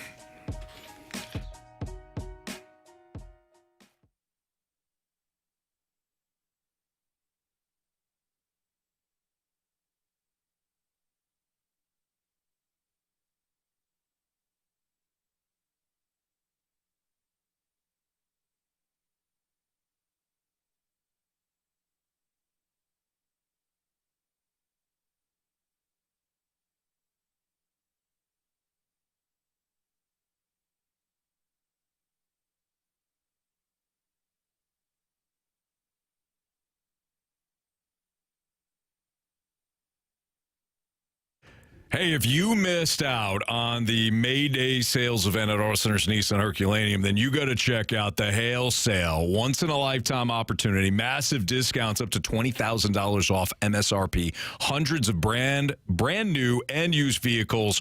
All must go, and it's all available in one location. That's right. Auto Centers Nissan Herculaneum. One spot, and you can find a brand new car, truck, SUV, whatever you're looking for. Auto Centers Nissan, they've got them. And all new Nissans come with their exclusive complimentary lifetime warranty, their complimentary 1-year maintenance, and the 30-day return promise within 30 days. If you're not completely satisfied with the vehicle or the experience, bring the vehicle back. They'll refund you the money, and they'll set you up with something else. Make sure that you drive away with something that you love. They have financing options for everyone that walks through the door. Good credit, bad credit, it does not matter. At Auto Centers, they will find a way to finance the vehicle for you. So check them out in Herculaneum. Tell them Stalter sent you when you go out there, or visit them at autocentersnissan.com.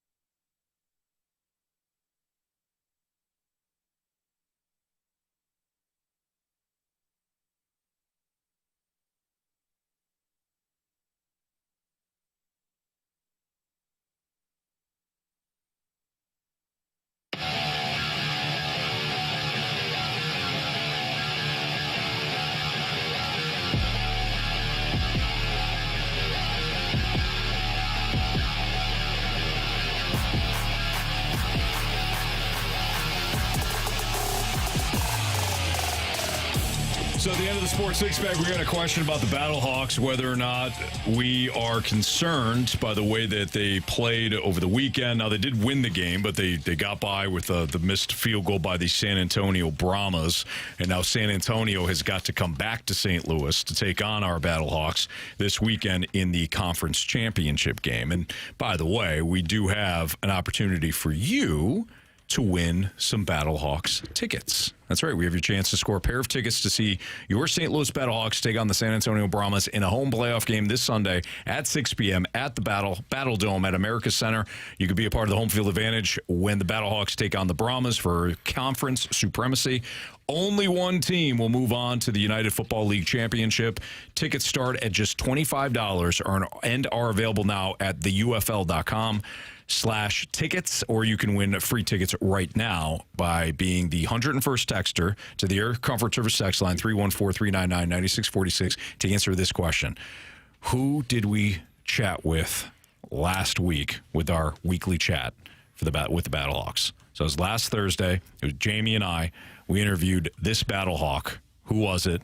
If you have the correct answer, send it to the Air Comfort Service text line 314-399-9646, and you'll have an opportunity to go see your Battlehawks this Sunday, take on the Brahmas in the conference championship. You guys concerned at all? I mean, they didn't look great. AJ McCarron played. Defense looked good, but this offense with McCarron coming back for the first time in a couple of weeks, not as efficient as we have seen it in the past. I think that's why he just came back from injury. Mm-hmm. I think you'll see a better version of this offense in their playoff game against San Antonio. I would imagine it would have to be. I would think so too. So I don't know, Carey, what you think of it, but and I didn't realize that they needed that win in order, because we talked about it, I think 2 weeks ago, that maybe you sit him out until the playoffs start, because they had already clinched a playoff spot. But having home field advantage, obviously beating San Antonio last week, allowed them to have home field advantage. So you wanted that game. You needed that game. You needed to win that game. Hopefully he is, a week healthier, going into the next week's game, because it just didn't look how it has looked all season long in terms of offensively. Defensively, I thought they did a good job. That last drive is always hard when you're playing coverage and not. It's hard to stop a team when they're in 2-minute offense and they're trying to get down and put points on the board, especially if they only need a field goal. So I'm not too concerned about that either. I think they'll be okay going into next week's game. I thought they did a really good job. They got the win. I thought it was important. There were some really big calls there. Anthony Beck was able to challenge. They have an anytime, anything challenge where they were able to challenge the go-ahead 2-point conversion for San Antonio and allowed them to say there was an offensive lineman downfield, so that was negated, and they got the stop, which allowed them to have the lead. But I think all in all, everything worked out well for them. And then they got the missed field goal at the end. And I think Hakeem Butler actually got a finger on it. So they're finding ways to win no matter what. And that's the most important thing. It doesn't matter how you win. It doesn't matter how much you win by. Did you win or lose? And they won that game. And so I think next week they'll be a little bit more prepared for what they have to face versus San Antonio. What's the expected crowd for this game? Like, they've averaged, 35,000, I think, is what the average number is. Yeah. They had 40,000 for the season opener here, or for the home opener, rather. What do you think they get to with this? You said 40,000 was 40,000 was the home opener. I think they easily clear 45,000. I was going to say that as well. They're going to get another 5,000, I would imagine, with the way that they're playing and the way that they're hosting the first playoff game in how long? Absolutely. For the city of St. Louis? Yes. 19 years. Yep. Oof. So they're going to clear 45. 20. I'd love to see 50, 55. I wouldn't be shocked. Be incredible. And I'm probably being a little conservative with that, but I wouldn't be shocked. It's a Sunday game, Sunday night, prime time. They know what they're doing. Sunday night? Yeah. Sunday night. 6 p.m.? Okay, that's not bad. But, I mean, school's out and all that. You're right. School's out. Mm-hmm. Good call, Anthony. I'm not concerned about them, their offense. They're playing the same team, so you had to expect them to not show the Brahmas everything that they're trying to do, right? I would imagine that some of the, Carey, you could probably answer this better than I do, but I imagine that they held some of it back, but you also needed the game. You needed to win. So even though you were going to face them again, you wanted that home. I mean, they're unbeaten at home this year. They wanted to win that one. You might have a player or two here or there that you haven't shown yet, but for the most part, both of these teams, this is who they are. Yeah. You're in week 10 going into the playoffs. You don't have anything reserved that you haven't shown yet that is going to surprise some people. And so I think that there is again, they're going to be who they are. They're going to have the opportunity to go ahead and take care of their business. So I'm not too concerned with that game last week. Again, coming off of an injury for A.J. McCarron, dealing with a high ankle sprain, which I'm pretty sure this is what it was. He didn't look as mobile as he normally does and then you can tell he's also aware of it because there were times where San Antonio players were tackling him and maybe holding on to that ankle a little bit longer. Right. And that was bothering him. Right? So terrible. You gotta play through that stuff and not show the opponent that it bothers you at all. Otherwise, they're going to continue to do it. Did you guys see the clip too of him? Like one of the Brahmas defensive ends was saying, he said something about I'm gonna get you 10 or I'm gonna crush you 10. McCarron looked at me, get your back over there. What's wrong with you? He's got a lot of fire. He's the difference. So the Brahmas have played well defensively this season. If you look at their the points against, they're number 1 in the league. So you figure it's going to be another defensive battle.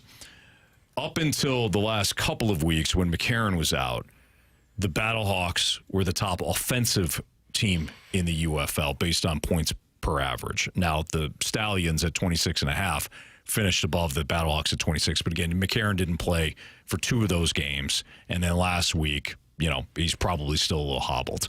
I think it's going to be another close game, but I'm not placating to the crowd here. We have talked to players playing in St. Louis. It's different. You go someplace else, you go to Memphis, you go to even Ford Field. Like the Detroit's got great sports fans, but they're not all showing up for the Panthers. This is a different element altogether. So I think that winds up being the difference.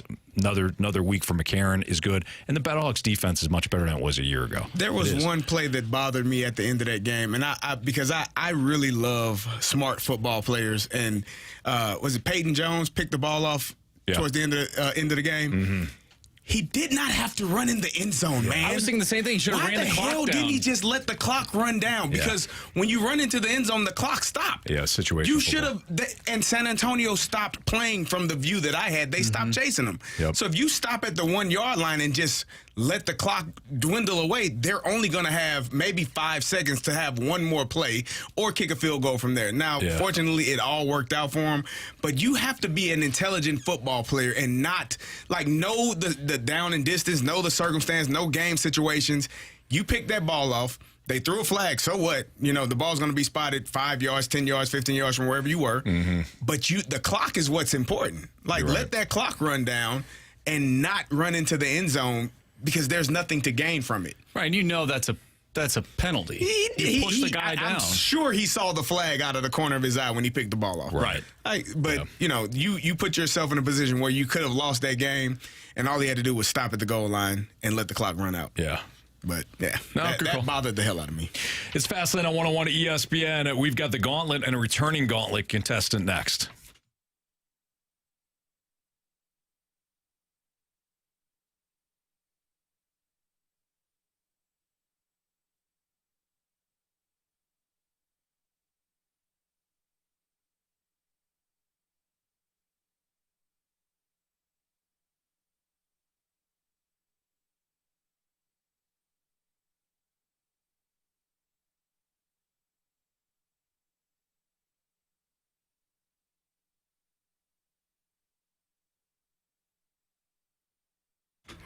Fellas, it's been a real fun NBA playoff so far. We finally got the final 2 teams here, 2 exciting teams that we're going to be able to watch. And it's also very exciting to jump on FanDuel, America's #1 sports book, and check things out. But right now, if you're a new customer, FanDuel is going to give you $150 in bonus bets. All you have to do is place a winning $5 bet, and you get $150 back in bonus bets. Yeah, Jamie, that's $150 to use on same-game parlays, live bets, championship futures, and so much more. There's no better place to bet all the playoff action than America's #1 sportsbook, the Celtics versus the Mavs. Kyrie returning back to Boston.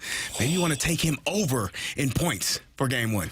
You can do it right there. Just go to FanDuel.com/fast to get started. Or maybe you want to take our local product, Jason Tatum, to go over his point total for Game 1 or win the NBA Finals MVP. You could do it all at FanDuel. As Carey just told you, FanDuel.com/fast is where you want to head to get started with FanDuel, the official sports betting partner of the NBA. Must be 21 or older and present in Illinois. First online real money wager. Only $10 first deposit required. Bonus district is now withdrawable bonus bets which expire 7 days after receipt. Gambling problem? Call 1-800-GAMBLER.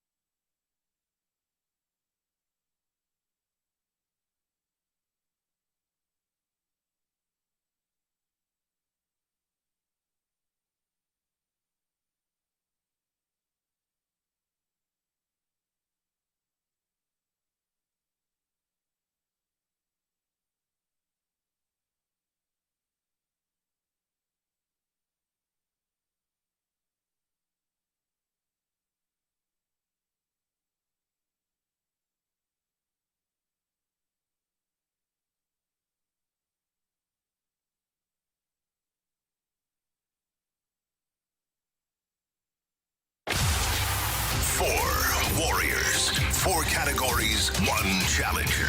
Can you master the Gauntlet? The Gauntlet is powered by Master, your hometown source for business communications for more than 30 years. Visit Mastor.com.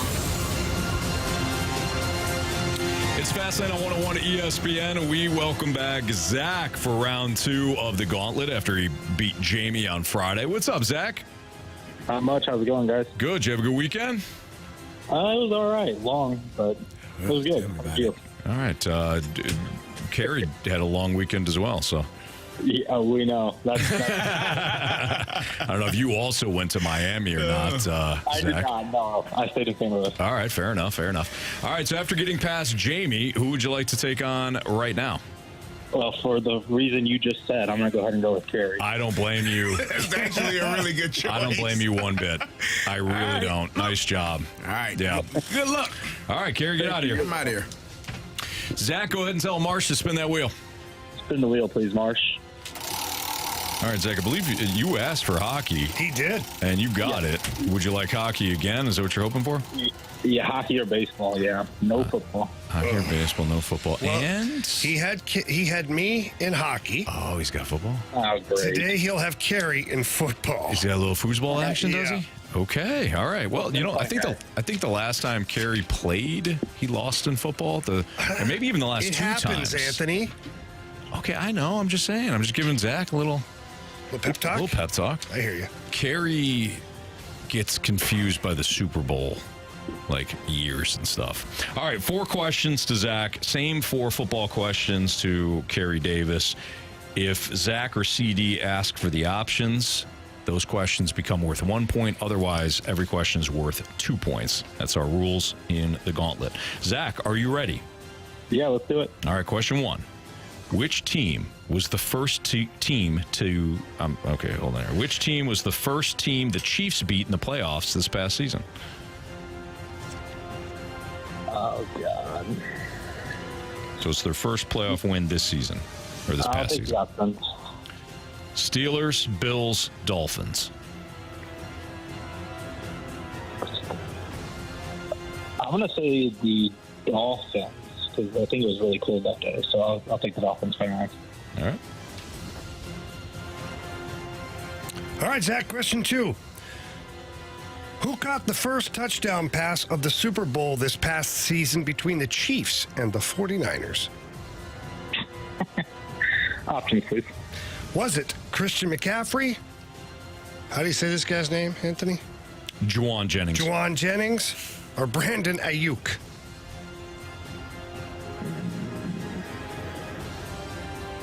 I'm going to go with Jennings. Final answer. Question number 3. Aside from Travis Kelce, who was the Chiefs' leading receiver with 938 yards this past season? Option, please. Is it Rashee Rice, Marquez Valdez-Scantling, or Justin Watson? Oh, I've heard of Stanley, so I'll go with him. Final answer. All right, Zach, question number 4. Which other team has Marquez Valdez-Scantling played for in his NFL career? Which other team has Marquez Valdez-Scantling played for in his NFL career? I'll take the options, please. Jaguars, Jets, or Packers?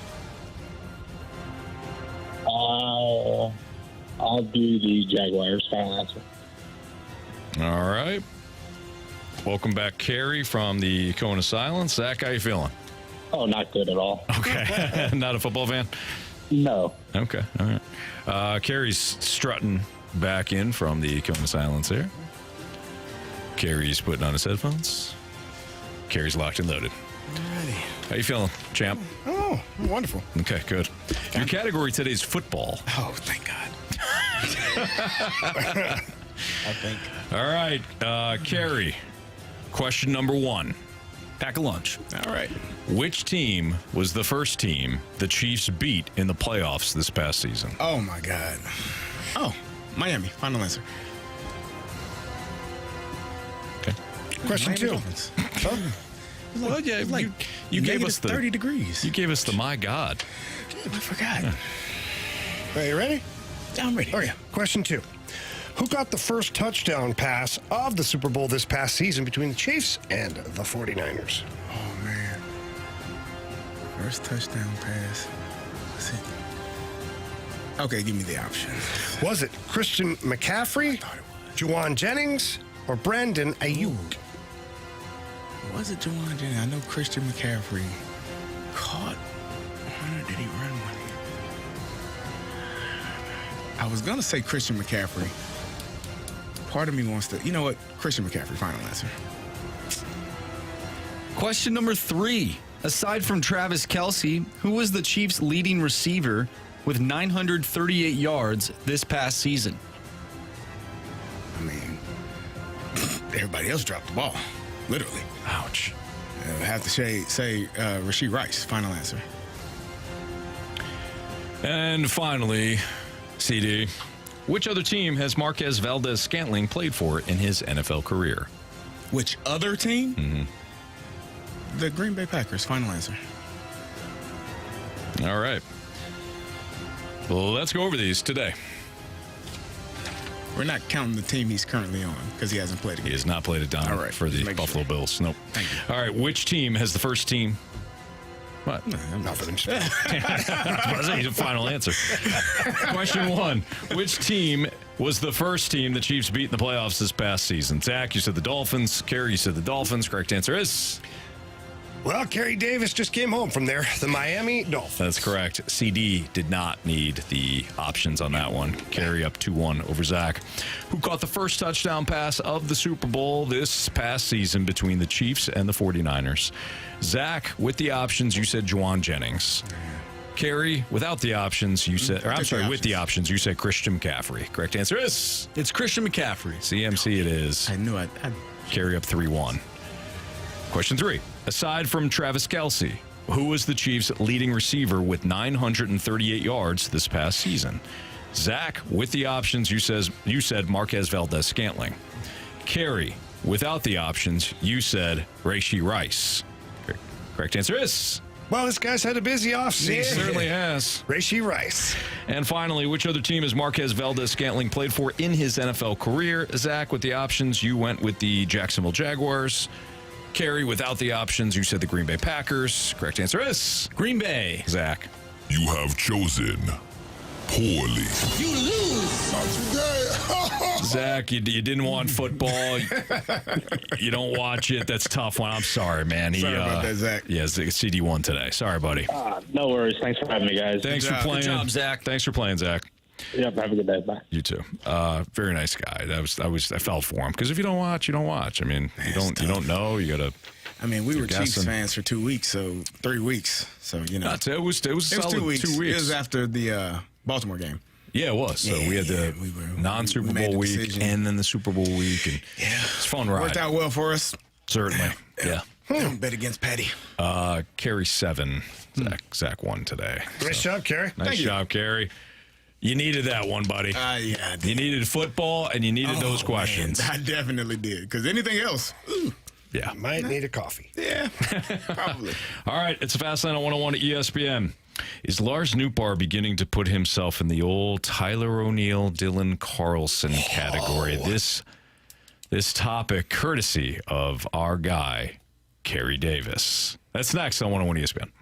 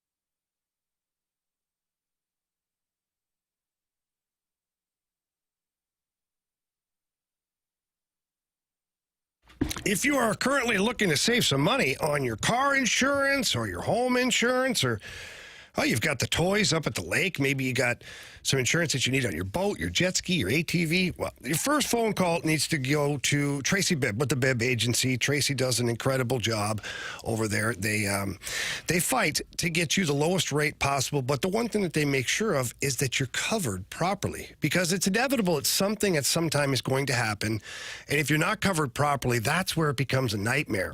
And that's what it was for me.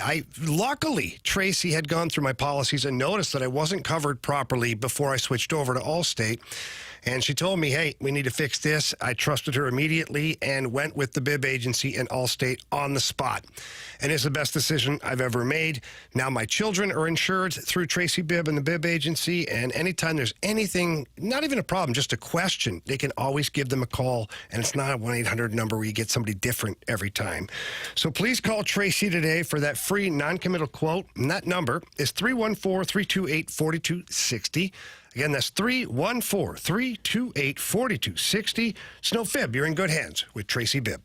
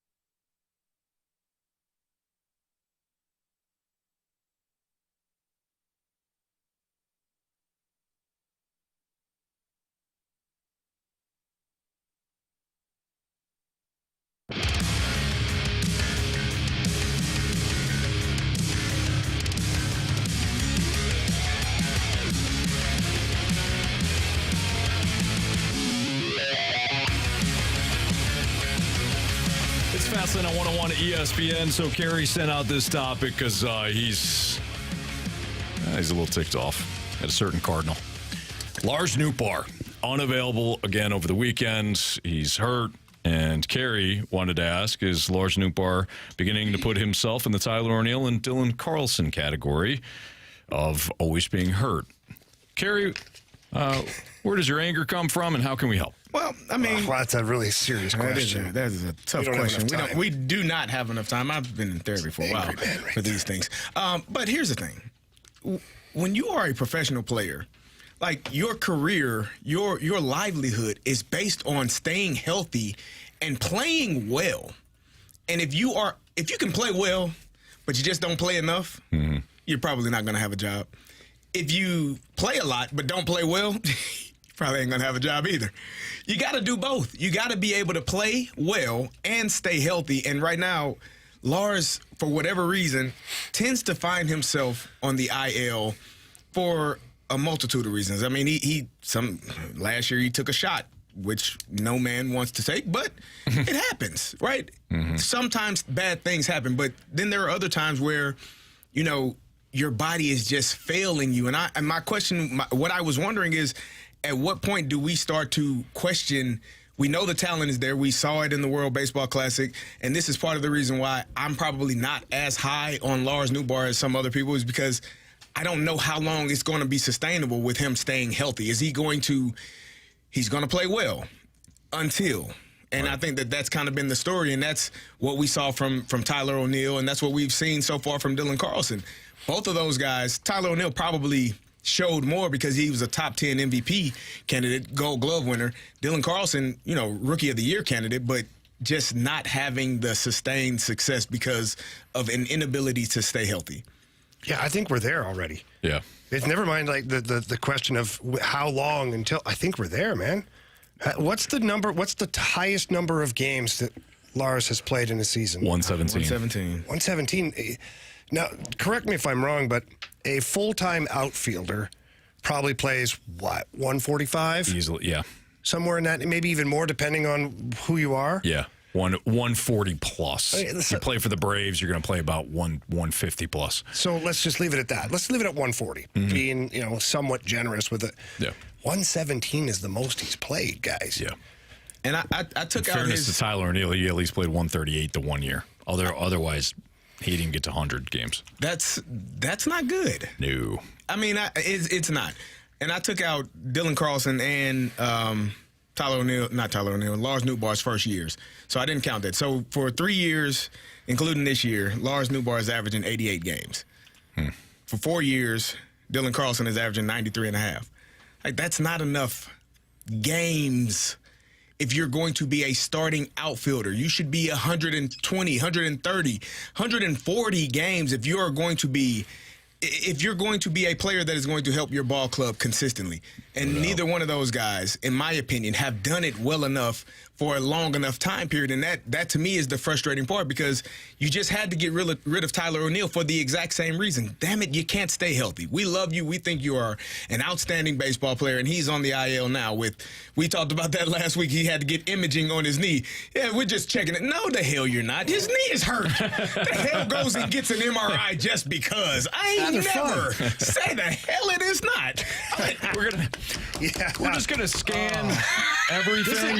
Does it make me a psychopath that I fall asleep in those? I'm claustrophobic, so I don't go to sleep. I have to take Xanax to get in an MRI. I don't open my eyes, obviously, but then you get the dun dun dun dun dun dun dun dun dun dun dun dun dun, and it's like, I don't know, for some reason it kind of, I'm like, when she tries to talk to me, and I don't want to talk about anything. Get me the hell out of here.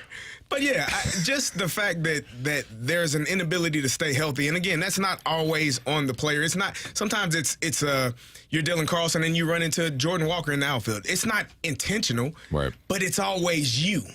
And so if it's always you, then that's a problem.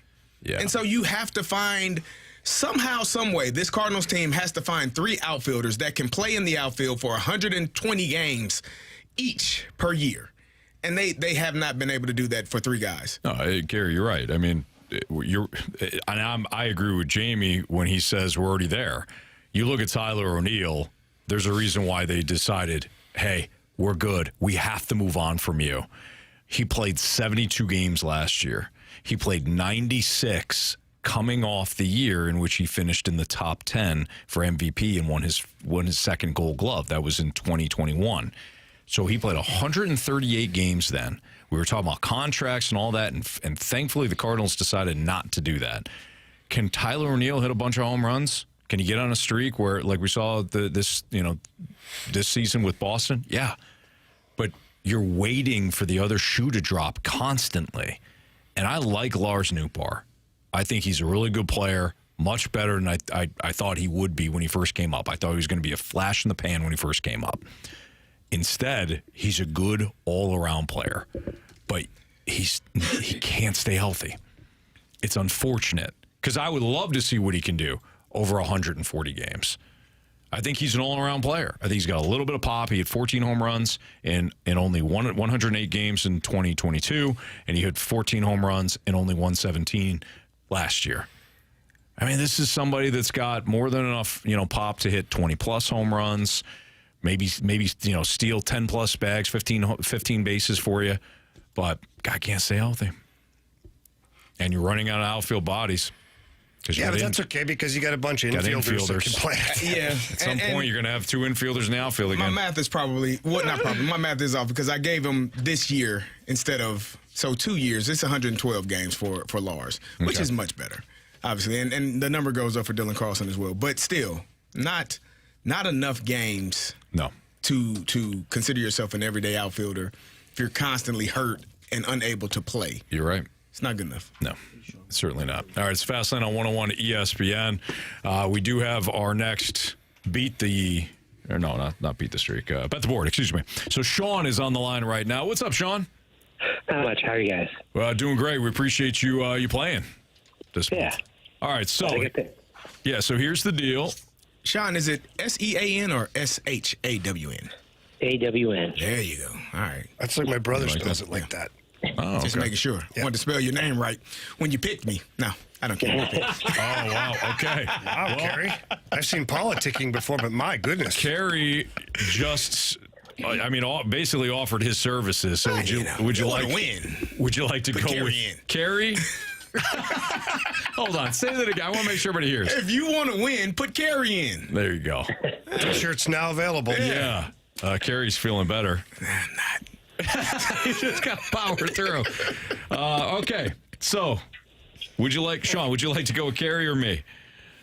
I'll go with you as an Mizzou alum. I don't think I can take it. I was hoping you can't take the Fighting Illini.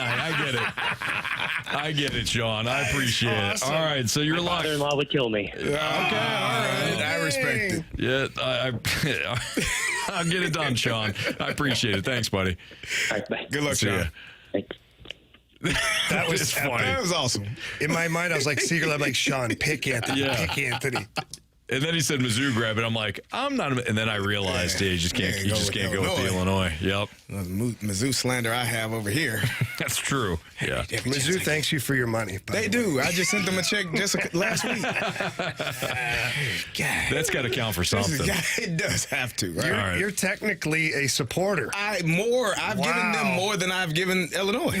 That's no doubt about it. I believe that. Carey, you can't put a price tag on what you gave Illinois. There you say, yep. I think he can, and he has. I kind of have. Carey's daughter went to Mizzou. She graduated, right? No, she's got one more year. Oh, Which is why, hence the reason I had to send another check. Yeah. Keep going. Sorry about that, buddy. Keep going. See you in the fall, Mizzou. There you go. All right. We have one more Bet the Board contestant, and they will get paired up with Carey. That's because Andy took Jamie, Brandon took Marsh. Hey, Brandon Marsh. Oh, yeah. Nice. All right. I see what you did there. You get it. Sean took me there, despite Carey's best efforts. So there you go. All right. This is an interesting question, too. Who needs a championship most to solidify their superstar status? This applies to both the NBA and NHL championships. We'll talk about that next on 101 ESPN.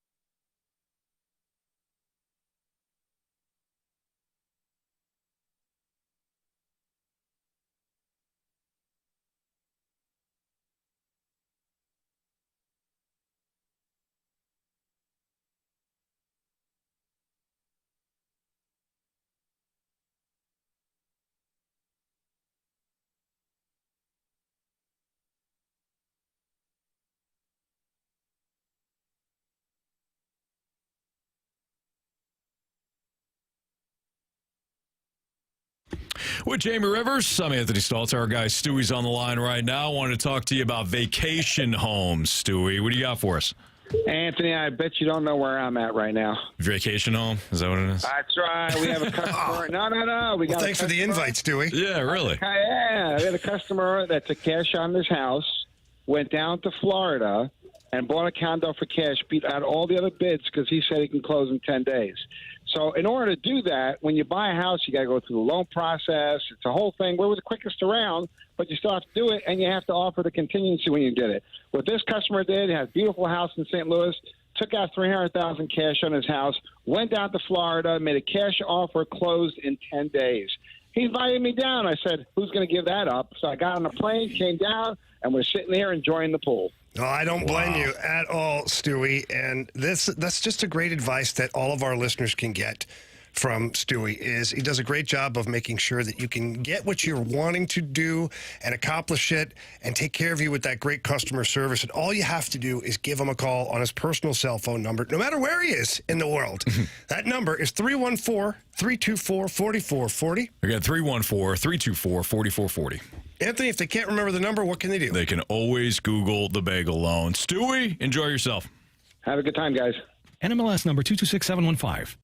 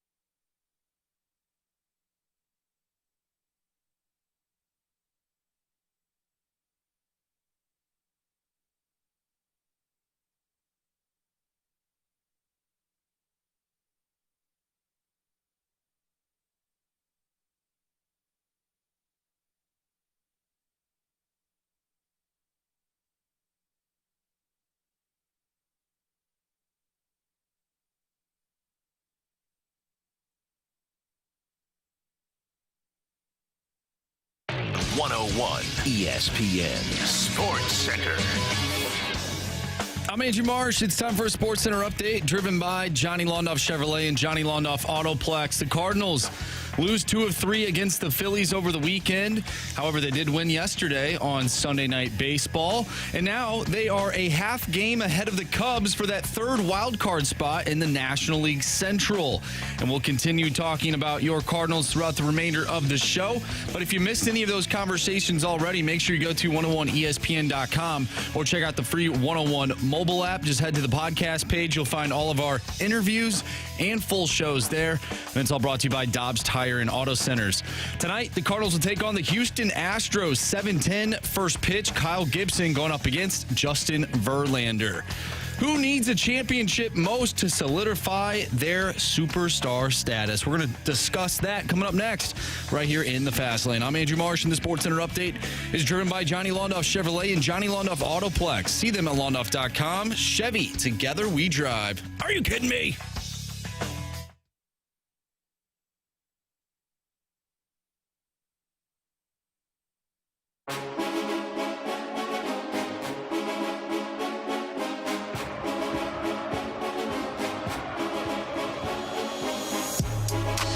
It's the Fast Lane on 101 ESPN. Carey Davis, Jamie Rivers, Anthony Stalter. This is an interesting NBA Finals, and this is an interesting Stanley Cup Final.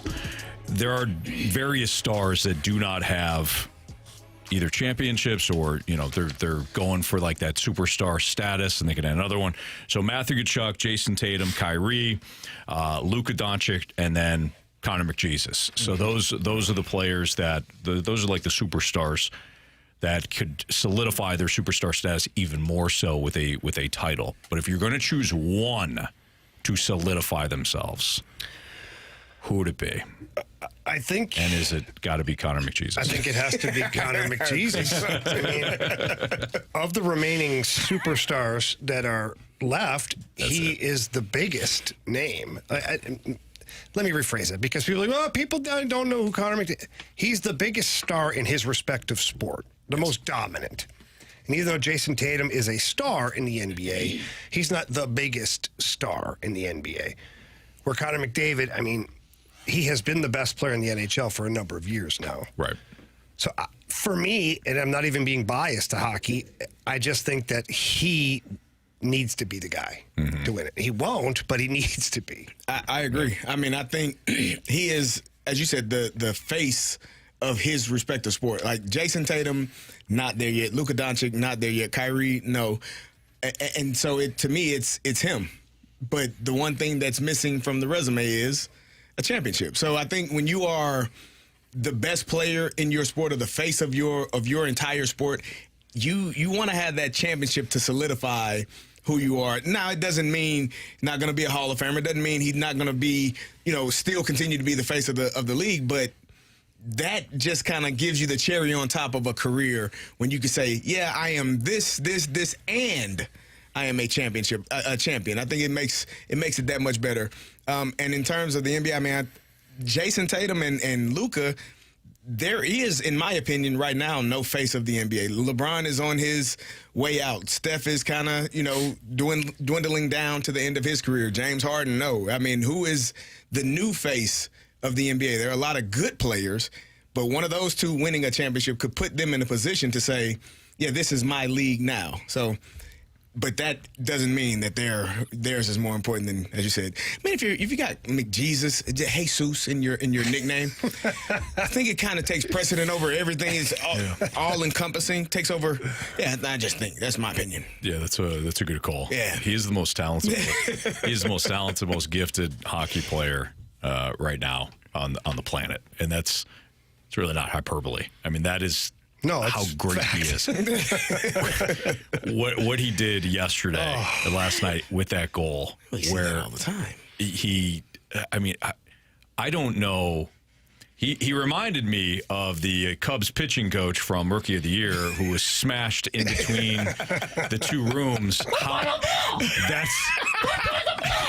That's how much space McDavid had to get between those players and still score that goal last night. Yeah, against a very good defensive team. That Miro Heiskanen was the one defenseman. Goaltender. Yeah, against a great goaltender. Yeah, which is why I think the Oilers got a chance. Well, Carey, you just enjoy that. Jamie's steadfast on that. Friendly wager?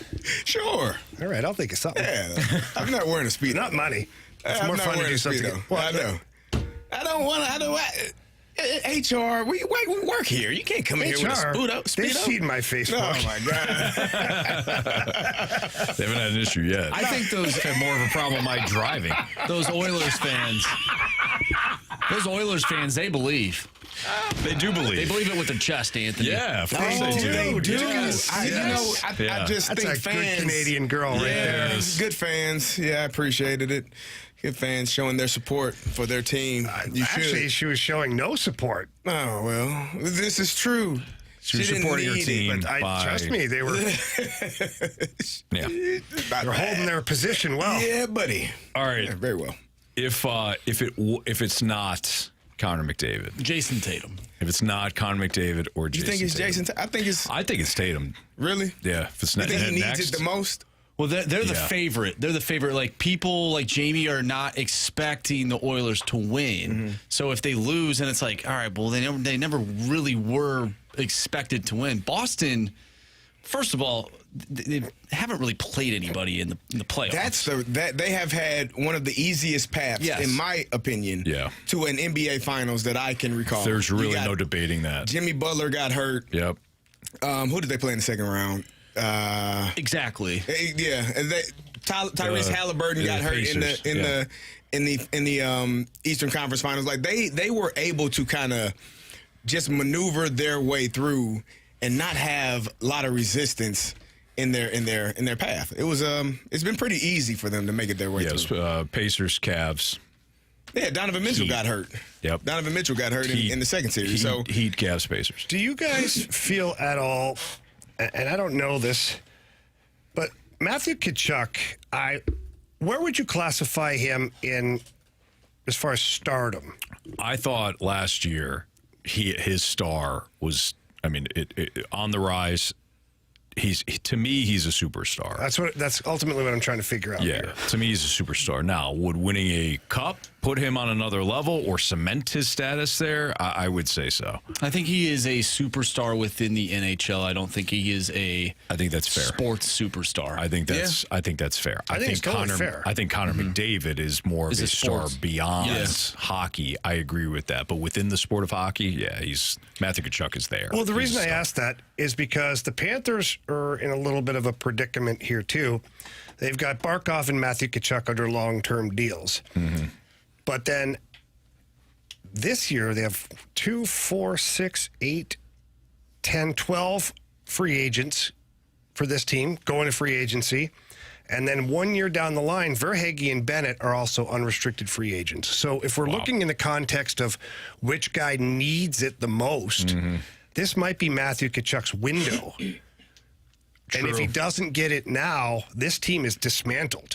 Well, that's a great point. And I also, maybe not in the same light, but how about Tatum? And that's in a similar situation. I don't know what's coming up for Boston. I do know that Carey's absolutely right. This Eastern Conference, this was the path. They got through easily. Now they're a really good team. But they haven't been challenged yet, though. They have been challenged, and they played 500 ball against the Western Conference this past year. And they haven't played, in my opinion, that superstar player yet in this playoffs. Luka Doncic is that. Yeah. Kyrie is on par with that. Like they are guys that you're going to have to play both ends of the court. You're not going to be able to relax on defense because Luka will put up 45, and it won't be a problem for him. So does this Kyrie is going to be have one yet? He won one with the Cavs. He hit the big shot. He's the reason the Cavs got there. So for me, that disqualifies him right there. He's already won one. Well, this in terms of superstar status and all that, would 2, does that elevate? And we got a good text from the 217 says it's definitely Kyrie Irving. All the bags that he has had to carry over these years and the inability to get anything done with other superstars. And now he's but I think the perception of Kyrie is not the reality. Like, the perception of Kyrie has been he's kind of malcontent. People don't like to work with him. He didn't play much in New York because he didn't want to be vaccinated and didn't want to have to go through all that and was not allowed to play in some of those games. That was an issue. And then you had, those guys were falling apart at the seams. Then he was in Boston.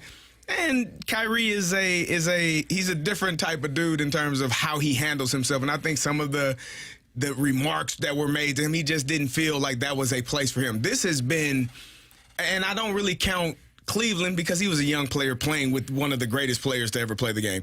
To me, this is the best version of Kyrie that I have ever seen because he is a veteran. He's on the team with a superstar that he knows is the face of the team and the superstar, and he's okay with it. And it's why they have been able to have success this year. That's why they were the 5th seed and able to make it to the finals because he has stepped aside of, I guess, what the perception of him has been and shown that he is a really good teammate and he's always been a really good basketball player. I keep thinking of this Matthew Tkachuk conversation. Marsh has got this perplexed look. Seriously. I almost went to break, but then I looked over and Marsh's facial expression was, talk to us, big dog. Well, I'm thinking, let's walk through this because, when I think of the Florida Panthers today, is Matthew Tkachuk even, because we're talking about Matthew Tkachuk and whether he needs the Stanley Cup. Is he the best player on that team right now? By far. Yes. Okay. Absolutely. By far. Yeah. It's not Sam Reinhart? No. Okay. It's not Carter Verhaeghe? No. It's not Barkov? Nope. So he is the best player. He is what makes that team tick. And right from the very top of the food chain, Zito, the general manager, then Paul Maurice, on record, saying that the moment Matthew Tkachuk walked into that locker room, things changed for that team. What about Bobrovsky? because he's been around the league for a while. He's got a few Vezina Trophy wins as well. Is this an important series for him? Do you think that he's a superstar, though? Because, he wasn't even the best goalie in the last series. Shesterkin was. No, I think he is a... I mean, from an NHL standpoint, I think he is up there in terms of some of the best goalies in the league. Yeah, I don't disagree with that. I just don't know if I put him in superstar. Like, Vasilevsky's a superstar in the world of the NHL. Like, Bobrovsky, like I said, he wasn't even the best goaltender in the last series. Mm-hmm. He was he played good, but he wasn't the best goalie. So I don't know. I think that it's a fun story because he's a veteran player and he's never won it and he's had a lot of individual accomplishments. But I don't put Bobrovsky as a guy that's like a surefire Hall of Famer. Oh, no. For me, that'd be like you'd have to be a superstar to be a Hall of Famer. Yeah. You have to be a superstar to be a Hall of Famer? Yes. I think you do. Yes, but you don't have to be a Hall of Famer to be a superstar. You know? Now I'm confused. You do, yeah. They kind of go hand in hand. I think they go hand in hand. You have to be a superstar to become. You could be a superstar for 3 years and be terrible afterwards and not be a Hall of Famer. Yeah. I'm actually I understand your angle. I do. I think Hold on, let's get into this. Let's get into this next. Do you have to be a superstar? Say that again. Do you have to be So he says, in order to be a Hall of Famer, you have to be a superstar, which I agree with that. But you don't have to be a Hall of Famer to be a superstar. That's next on 101 ESPN.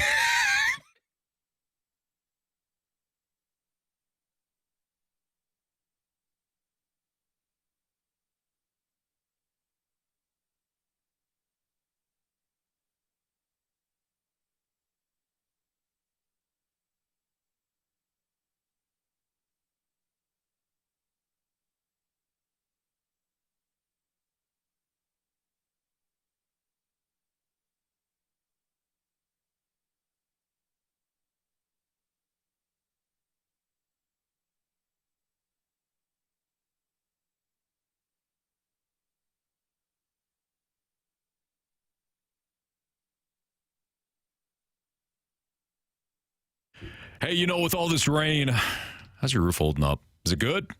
Do you know if it's good or not? Call my friends at Happy Roof Company. They'll come out and they'll take a look at it because if you're dealing with a damaged roof, if you're dealing with any sort of leak, you got to give them a call, 314-665-3001. They're fantastic to work with, first and foremost. But if you call today, they'll also have someone to look at your issue within 24 hours. So make sure you pick up the phone, give them a call, the Happy Roof Company. They'll come out and they'll take care of your issue. If you need a brand new roof, if you're looking to replace your roof, they've got cost-effective solutions on flat roofing and metal roofs. They have free estimates with competitive prices. They have up-to-date product knowledge and an A+ rating with the BBB. You won't regret going with the Happy Roof Company. If your home was hit by the recent hailstorms, if you're dealing with that leaky roof or an old roof, you can have them come out. They'll take a look at the issue for you.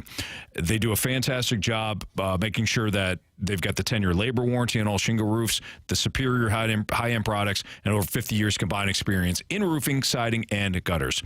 Visit them at thehappyroof.com or give them a call, 314-665-3001. It's a Happy Roof Company.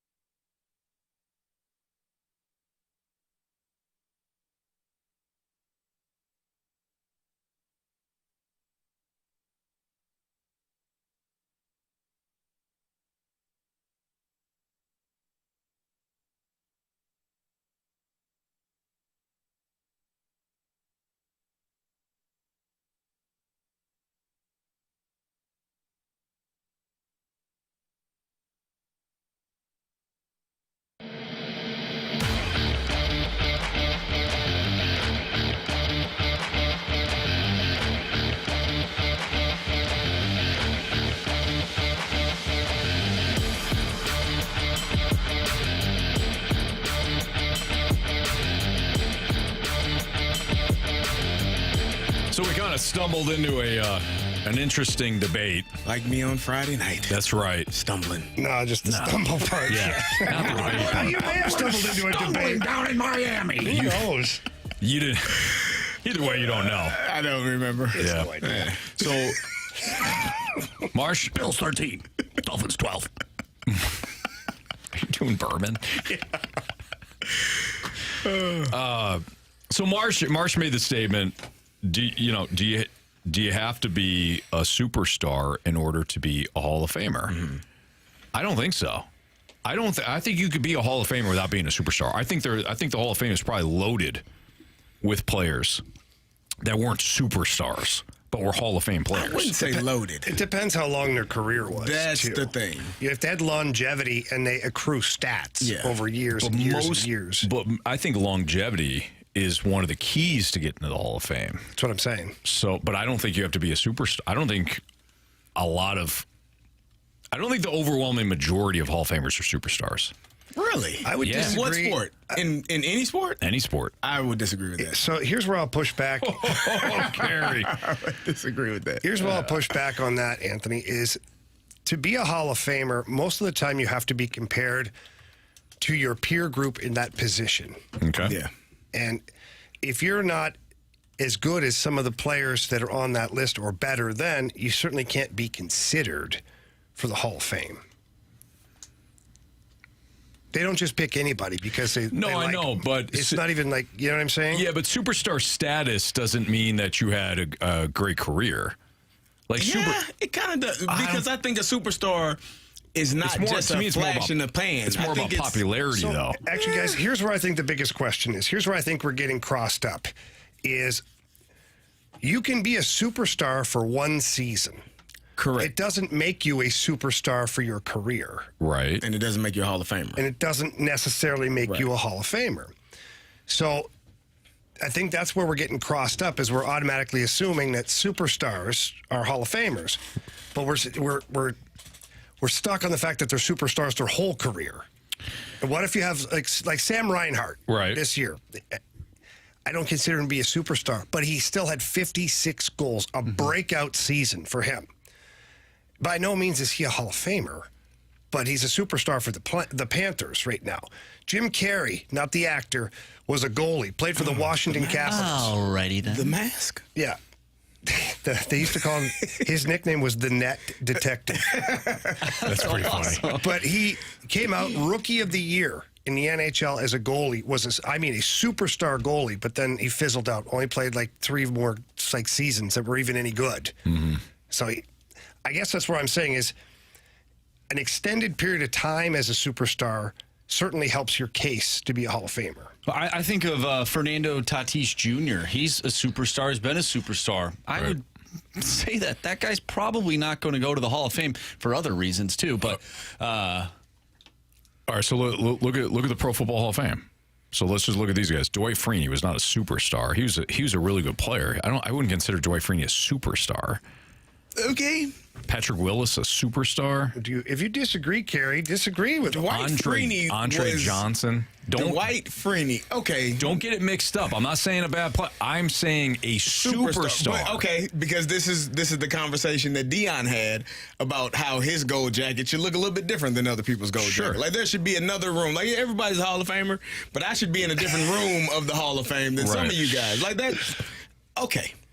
I will agree with that. Does that make sense? Yeah. You can't walk into one of these grocery stores and ask 10 people who Dwight Freeney is and come up with 10 for 10. But you Probably not. But you could ask everybody who Michael Jordan was. Like that to me is a Hall of Famer that's and a different superstar. Sport, though, too. Yeah, that's a different. Sure. Yeah. It let's is a take different sport. Joe Montana then, or I don't think Tom Brady. Tom Brady, maybe. Like Tom Brady is a superstar.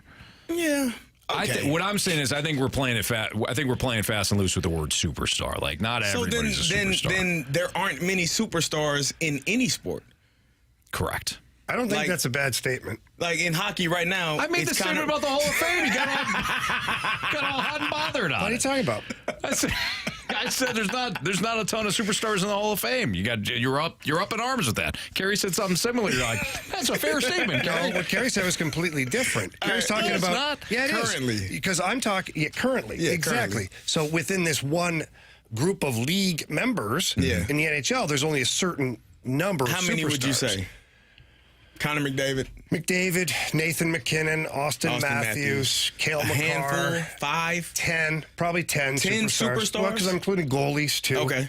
You know, I think there's probably 10. You could get to 10. Kucherov, like you can get to 10 quickly. Okay. In my opinion. I would probably say about the same in the NBA. Are we talking about that goes beyond their sport? Yeah. I think there's one in the NHL. It's Connor McDavid. Beyond their sport. You're not taking into consideration all the Russian people that know who Kucherov is. You're not taking like Russia's pretty big country. Yeah. It's not kind of Austin Matthews, Canada, the United States. You can ask. I'm telling you. I'm telling you. There's not a lot of people out there that watch hockey, but they know who Connor McDavid is. What about Sidney Crosby? Sidney Crosby's a good one too. Snake bit throughout Sidney Crosby and Alex Ovechkin. Like those 3 dudes. There's more. Take your time and go through it. There's more. This is a fascinating Especially topic. whoever makes What the about video baseball? game cover. Only 3? Shohei. The video game Mike needs to Trout. be better. I'll tell you that. Well, that's a whole other Probably. discussion. Because I think, Mookie Betts and Freddie Freeman are superstars in my opinion, but I don't know that the everyday fan would know who the hell they are if Maybe you're not in Mookie L.A. Betts. I wouldn't say Freddie Freeman. Maybe Mookie Betts. Probably not Mookie Betts. Acuna, maybe. Probably not. I think it's like Shohei and Mike Trout. Yeah, superstar. We're talking about like it's another larger level than your sport. I would argue that a lot of people don't know who Mike Trout is. I would argue because of the market that he plays in and the fact that team has never done anything in the playoffs. You've walked down the strip mall here and you ask somebody about Mike Trout. I bet you'd be batting 50%. I agree with you. But I think more people know who Aaron Judge is. I would agree with that. I would say Aaron Judge. 100% because of the market and he had the big season. Right. And he's totally agree. Larger than life as it is. If you have big human, if you have your own cereal like Carpo's, you're probably a superstar. Now, Matt Carpenter, I would say yes, absolutely is a superstar. That's Andrew Marsh. What's trending is next.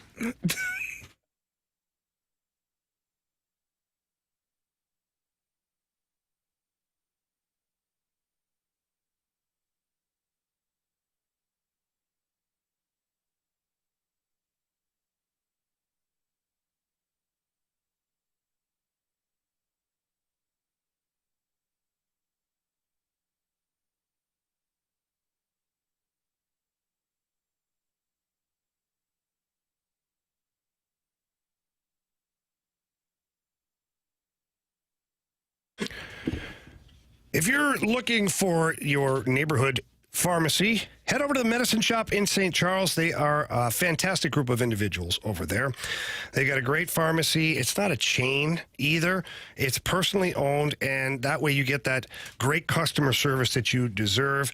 And fellas, if you're currently using ED meds, nobody cares, that's for sure. What we do care about is keeping your money in your wallet. You're probably paying too much for those ED meds. The Medicine Shop in St. Charles, they're your destination for cheap ED meds. Of course, they have the generic called Sildenafil for less than $2 a pill. Prescription is required, and they've got a great program where they offer free, discreet shipping and delivery to your home or your workplace of any medicines that you take on a regular basis. It's super convenient for people with busy schedules, or if you travel a lot, or if you've got kids in athletics, anything that you have that's going on, don't worry about it. The pharmacy will come to you, and they'll leave that at your doorstep. I use this program, and I absolutely love it, and you will too. So please stop by the pharmacy or get there online. They got a brand new website, and all you got to do is punch in stcharles.medicineshop.com. That's stcharles.medicineshop.com.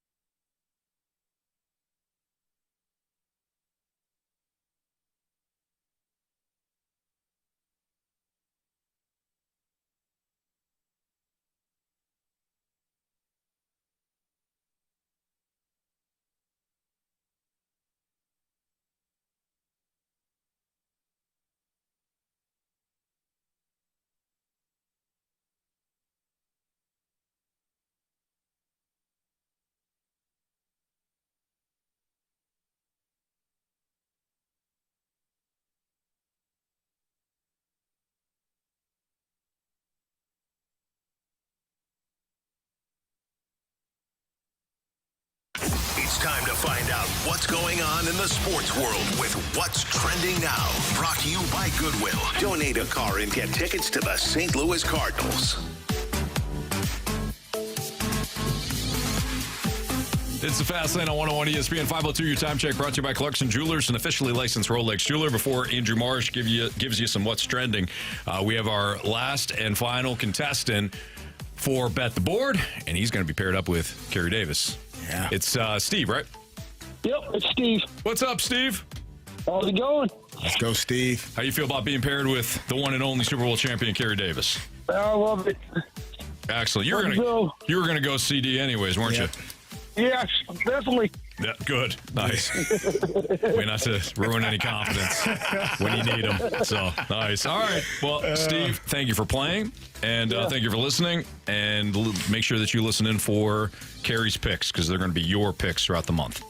I appreciate it. All right, Steve. Thank you, buddy. All right, you guys enjoy the rest of your night. You too. Thank you. All right, so there you go. Got our new month of June after I won. And I won without controversy. Whoa. Jen got herself will get herself a 101 ESPN prize pack. Marsh, let's make sure we still put that order in, okay? Even though we're upset. Still got a job to do. Right, Marsh? Are you ready? Yes. For what's trending? He is ticked. Yeah, Go ahead. Anthony, the three-peat was on the line. I didn't get my pick in that I wanted. That makes sense. Would you have won? Would I have won? Well, so you could only have tied. I could at least have tied. Okay. And I would have been fine with that, because at least it was in my own hands. Right. But then you fell asleep. And I fell asleep. And you didn't send your picks in to Grant. Didn't. No. And Grant didn't get it done for you. Unfortunately. So you didn't get it done for you. That's fair. Okay. It's my fault. We all take ownership here. It's my fault. Rule number 4. We take ownership. No, is that a new rule? I think it was rule 6. It might be at 5 or 6. Yeah, that's down further, actually. Ahead of blame Anthony for everything. That's Jamie's rule. I mean, it's worked out well for Jamie. You know the odds. Yeah. Sometimes you got to play the odds. Yeah. Well, I know Hard there's a lot of fans. There's a lot of fans that are upset that a certain player lost a hitting streak. Now, maybe they're blaming Anthony. What? Perhaps they're blaming the manager, Ollie Marmol. Or, I don't know. It could just be blaming Mason Wynn for not getting a hit. Pinch hit opportunity. Somebody in the studio did that. Oh, sorry, Ollie wanted to go for the win. Everybody already complain. He sucks as a manager. He goes for the win. Did they win? Team. The birds on the bat. What do you guys think about this, though? Because I was thinking the same thing over the weekend. I looked at the box score. I wasn't able to watch most of the game on Friday, but I looked at the box score and saw that he had a base, an opportunity to get a base hit. 0 for 1, pinch hit opportunity. And I was like, I don't love that. But I also understand this is not a individual mile marker type thing. Like, we're trying to win ball games. Who cares about your hit streak? He'll have other opportunities to get a hit streak. Yes. I'm trying to win games. I would have preferred if he were starting said game. Well, we're not going to. We went over that. No, Carey, we're not going to argue with that. But he had an 18 I was game. Tired. No, 18 he had a games. day off the Didn't game he have 18 before. games? He had a day off the day before. 48 hours he had. He was exhausted. You needed one more day? Well, no, he got the 48 hours. He didn't need 24? No. 24 as a young man, as a 22-year-old? He was tuckered out. Yeah, he was. Jamie, I'm tuckered out. What the hell are you talking about? But that's different. You still have booze. Yeah. Just still perspiring alcohol. I got to get in the steam room. The booze is still well within your in your veins, man. If you lick your sweat, you're going to be drunk again. I probably would. Jamie's hammered. He needs an Uber after just sitting next to you. I haven't had a drink. Yeah. Yeah, I didn't like it. Didn't love it. I understand the aspect of trying to win games. And I'm sure, I think Ali said he was, it bothered him that it did happen to end in that manner. If you're going to if it's going to end, you kind of want a guy to have 3 or 4 opportunities. Ali asked him. What is the player going to say, man? There's no way in hell Mason Wynn is going to say, Skip, I'm good. I got this hit streak thing going on. Yeah, we're 3rd in the division right now, but, hit streak's kind of important to me. He's not going to say that. He's going to say, yeah, give me the bat. You need me right now? Yeah. Well, why the hell didn't he ask him, do you want to start? He told me he couldn't start. Why didn't he ask him that? If he couldn't start, then he couldn't play. If he would have started, we wouldn't have got a home run from Brendan Crawford. It's a very good point. Marshy. The only person that cares about that is Marsh and Brandon Crawford. Oh, no, wow. his family, Brandon too. He's got family. kids. They were happy. They weren't there. They were wife. there. Were they there? The family was in the stands. Good for them. Yeah. That's awesome. I mean, They it's were a special cheering him moment. on. They knew he was going to start. You don't think Mason Wynn's The family was random there game. waiting on the 19-game hitting streak? No, no one cared?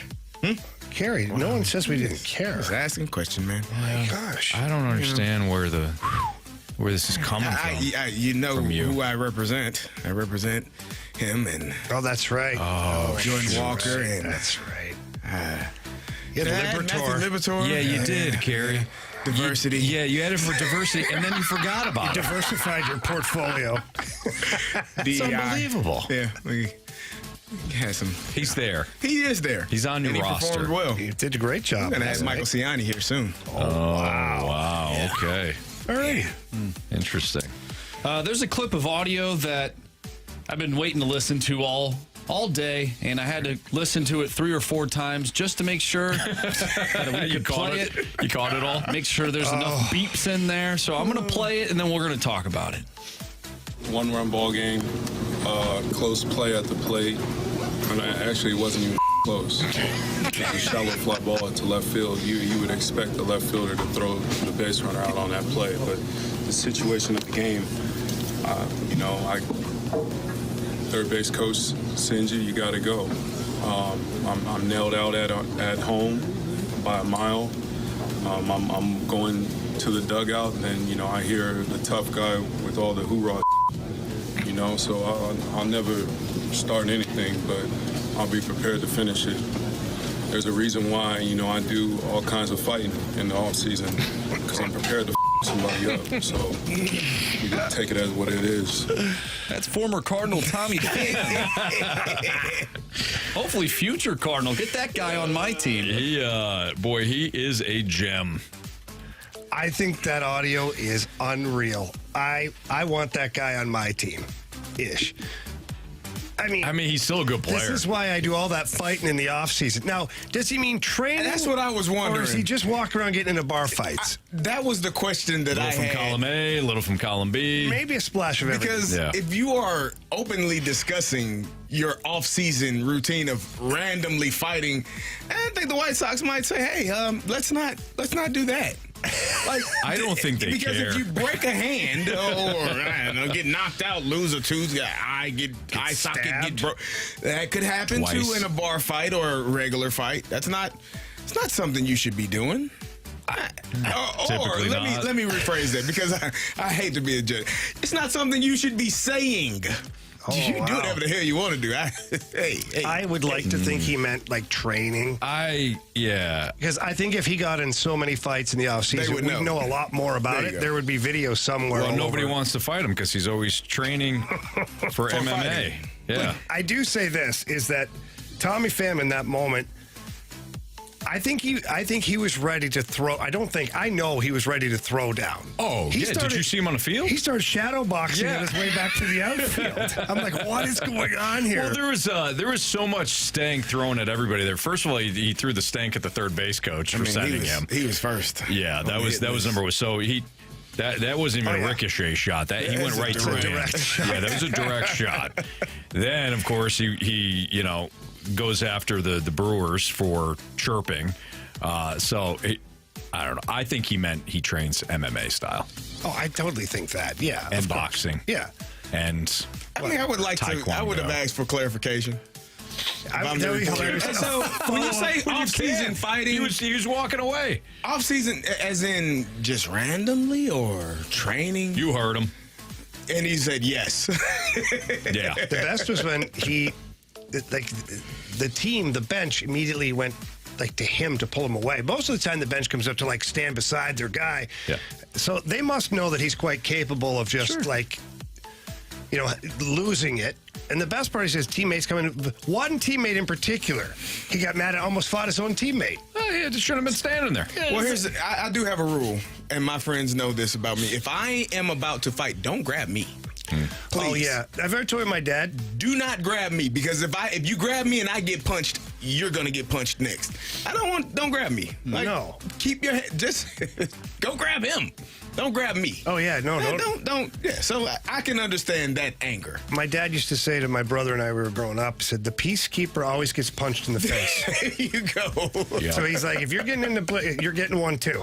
There you go. Yeah. Did you guys ever have a friend growing up who was one of those let me at him type guys, but would never do anything? Right. Hold me back. Yeah. Hold me back. You're going to get us into a fight. The referee, tough guys. Oh, man. You see these guys in junior hockey, they'd act like they're tough, and then the ref would actually try to skate away, and they'd grab the ref and pull him back. And so, I don't really want to fight. I remember Ray Scampanello, a veteran referee in the NHL. There was a particular individual that was yap. And so Scampy stepped back and said, all right, let him go. The guy's like, no. Hey, what are we doing? No, we're good. That's funny. All right, it's Fastlane on 101 ESPN. That's what's trending. Is Nolan Arenado hurting the Cardinals? Oh, wow, Anthony. It wasn't my topic. I just read the teases. Whose topic was it? Marsh's. Maybe Jamie's. It's next on 101 ESPN.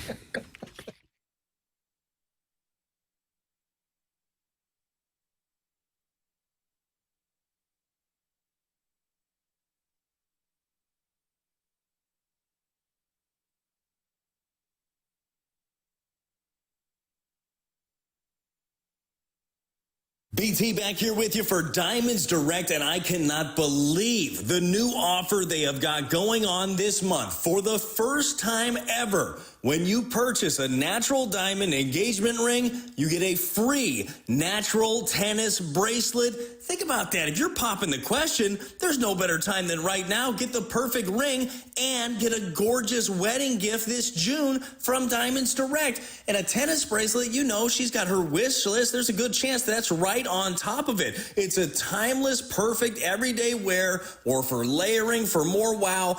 Over at Diamonds Direct, they have the experts, all right? They're going to help you. They're going to take you. They're going to guide you through to get the perfect diamond that she is going to love. And then you get your perfect free tennis bracelet right on top of it. It'll be perfect for birthday, anniversary, and of course, why not a wedding day? My wife would love one of these. I think it's about time for me to get back into Diamonds Direct, where they always treat me right, and they're going to do the same for you. For the best quality, price, and shopping experience, there's no better choice than Diamonds Direct. Check them out online. Go to diamondsdirect.com, and in the showroom at Olive and 270 at City Place, it's Diamonds Direct.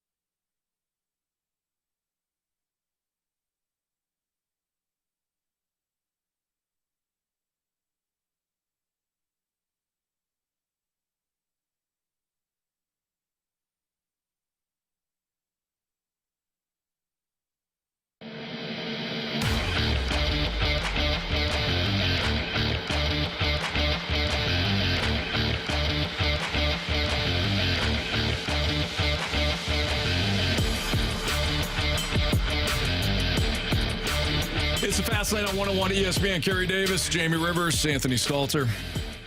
Having an interesting conversation, as always, in the break. We should do this live all day long. We should, absolutely. Maybe not all of it. That one was actually about sports. Yeah, that one was. The others aren't. Some of them are. Yeah. Dan Buffett tweeted out, the decline of Nolan Arenado's defense has been more detrimental than his loss of power. He saved 13 runs in the shortened 2020 season. He's cost the Cardinals 7 runs this year, the worst mark of his Gold Glove-filled career, a big drag of 20% of the payroll. Yeah, I would say so. Jamie, you wanted to talk about whether or not Nolan Arenado is hurting this team by playing. Is that what I said? Something similar. No, I don't know. Well, he is hurting the team. Let's just be honest. If he's not playing like Nolan Arenado can play, then he's hurting the team. Mm-hmm. And I think it was okay, excusable at the start of the season when he was still batting for average and, playing well defensively. I think people kind of overlooked it and said, okay, it's just a matter of time. But he hasn't started hitting for power yet. No. And now on the defensive side, things are getting a little wobbly at times. But to put in perspective, do I still think he's an elite third baseman defensively? I do. But right now, in its current state, the way he is, he's not helping the Cardinals.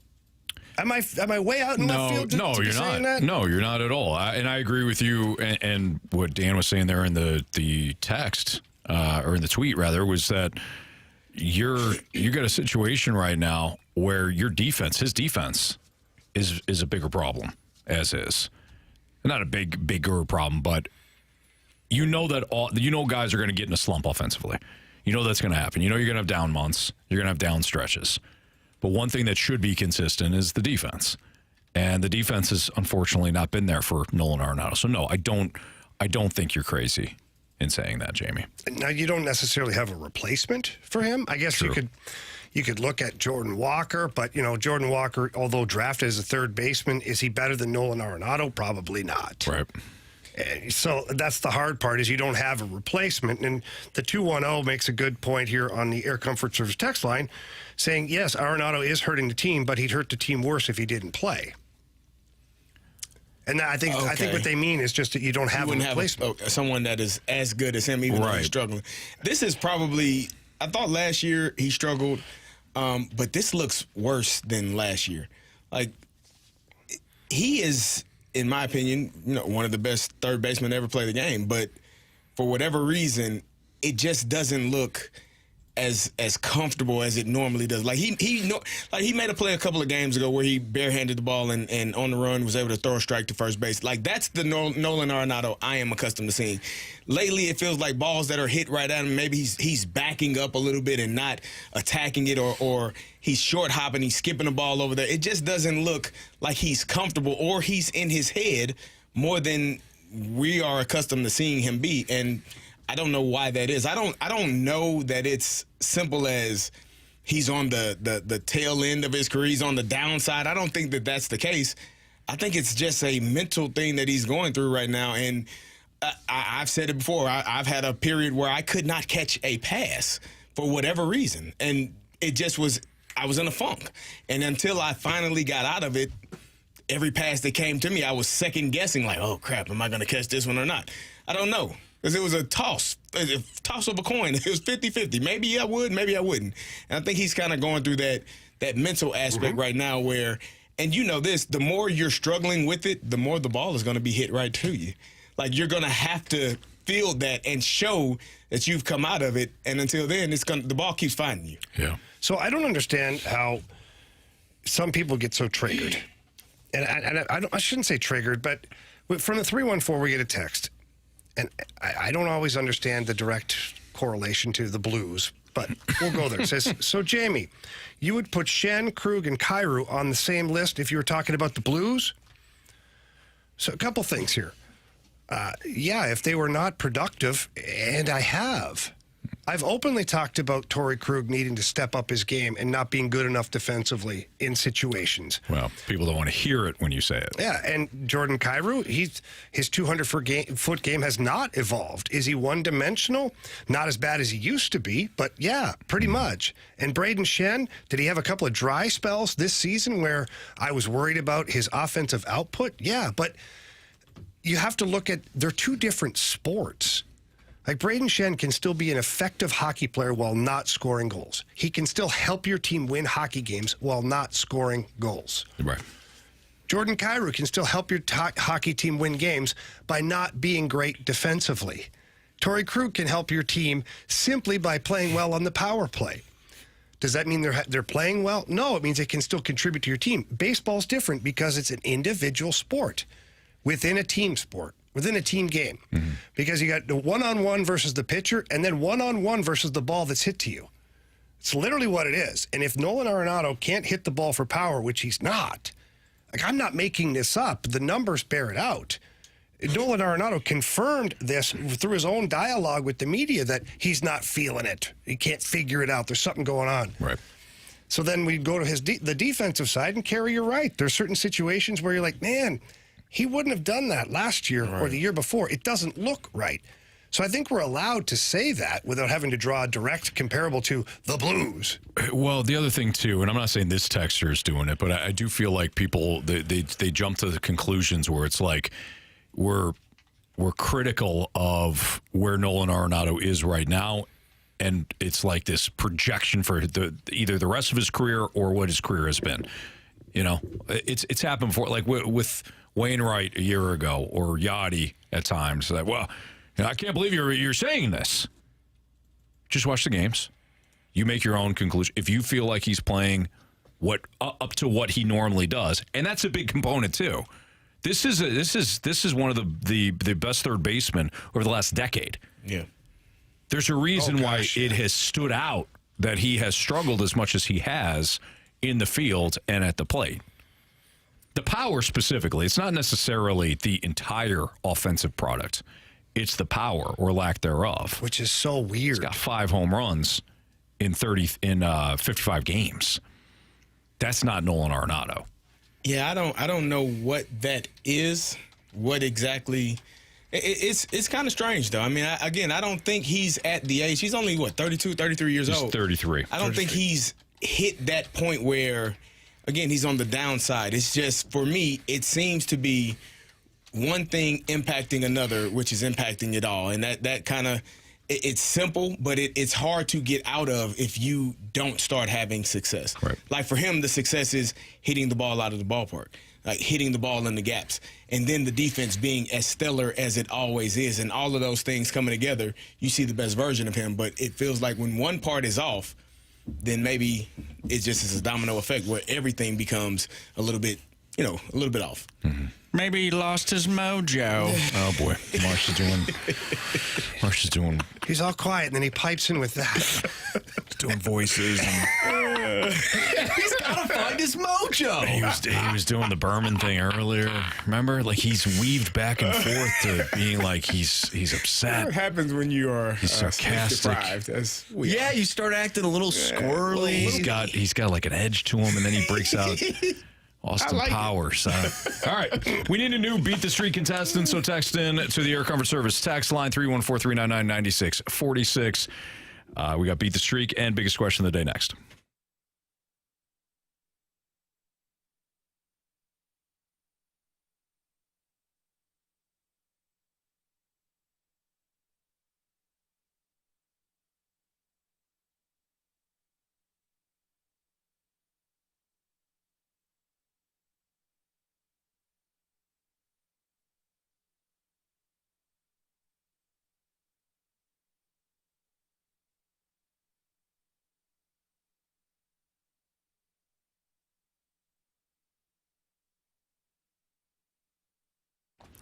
I really enjoy heading down to the Missouri Athletic Club. I usually go to the West Clubhouse of the Missouri Athletic Club. That's where I get my workout in. A lot of times I'll use the business center. I'll get to prep and love chatting with people that I've met over the years. But when it comes to the downtown location, especially for Cardinals home games, man, it's a perfect spot. Love to park there, get something to eat, or drink at the Jack Buck Grill.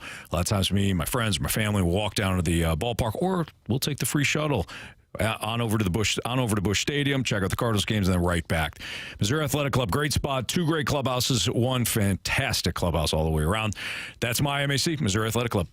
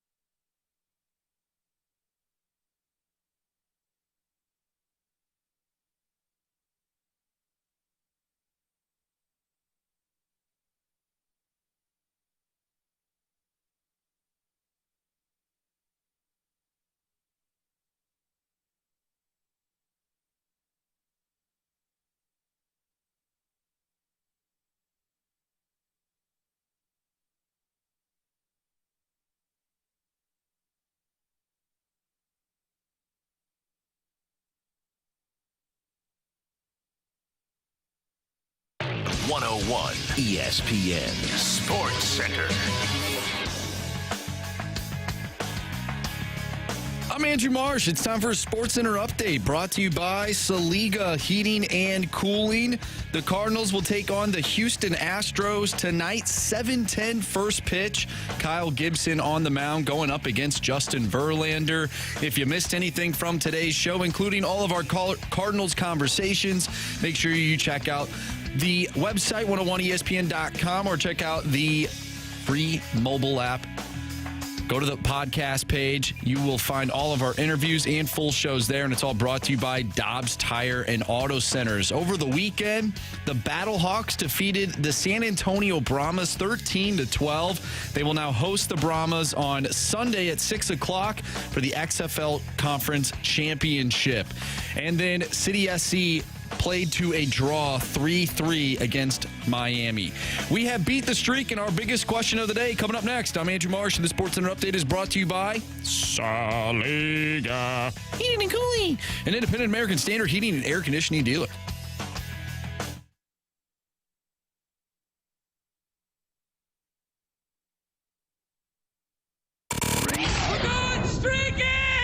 hit baseballs. All of my successes depend on me. You ready to hit? The hits just keep on coming. And his first big league hit is a bullet up the middle.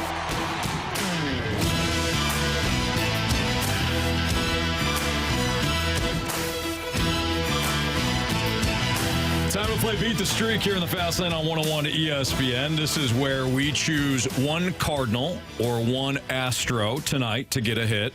If we get a hit, the streak continues. Thank you for breaking that down, Anthony. If not, really well done. Then we have to start over again. Our listener today is Dennis. What's up, Dennis? Hey, how's it going? Everything's great, my man. You ready to play Beat the Streak? Oh, yeah. Do you feel comfortable playing Beat the Streak? Of course. Okay. All right, sounds good. Marsh, what are the latest standings? Okay, so Anthony, you have a streak of 2. Yes. Carey has a streak of 2. All right. I have a streak of 1.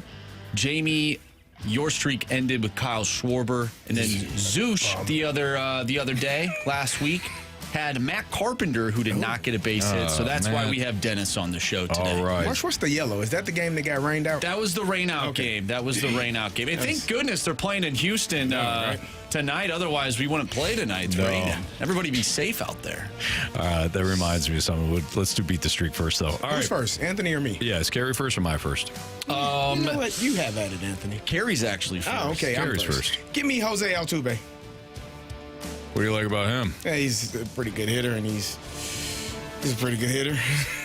Okay. Ain't much else. Gonna get 4 or 5 at bats. Yeah, sure. Be a hit. I'm gonna go with. Now, do I go with my typical non-Cardinal, or do I go with a Cardinal? Oh, don't change it up now, Anthony. You got to go with your non-Cardinal because that gets them going. Yordan Alvarez. Okay. Yordan Alvarez. All right. Let's see here. Marsh? Yeah, well, since you guys picked some Houston Astros players, I don't want to feel left out, so I'm going to do the same thing. Give me Kyle Tucker. Okay. Jamie. You guys really suck. Thank you. I'm gonna go with Alec Burleson.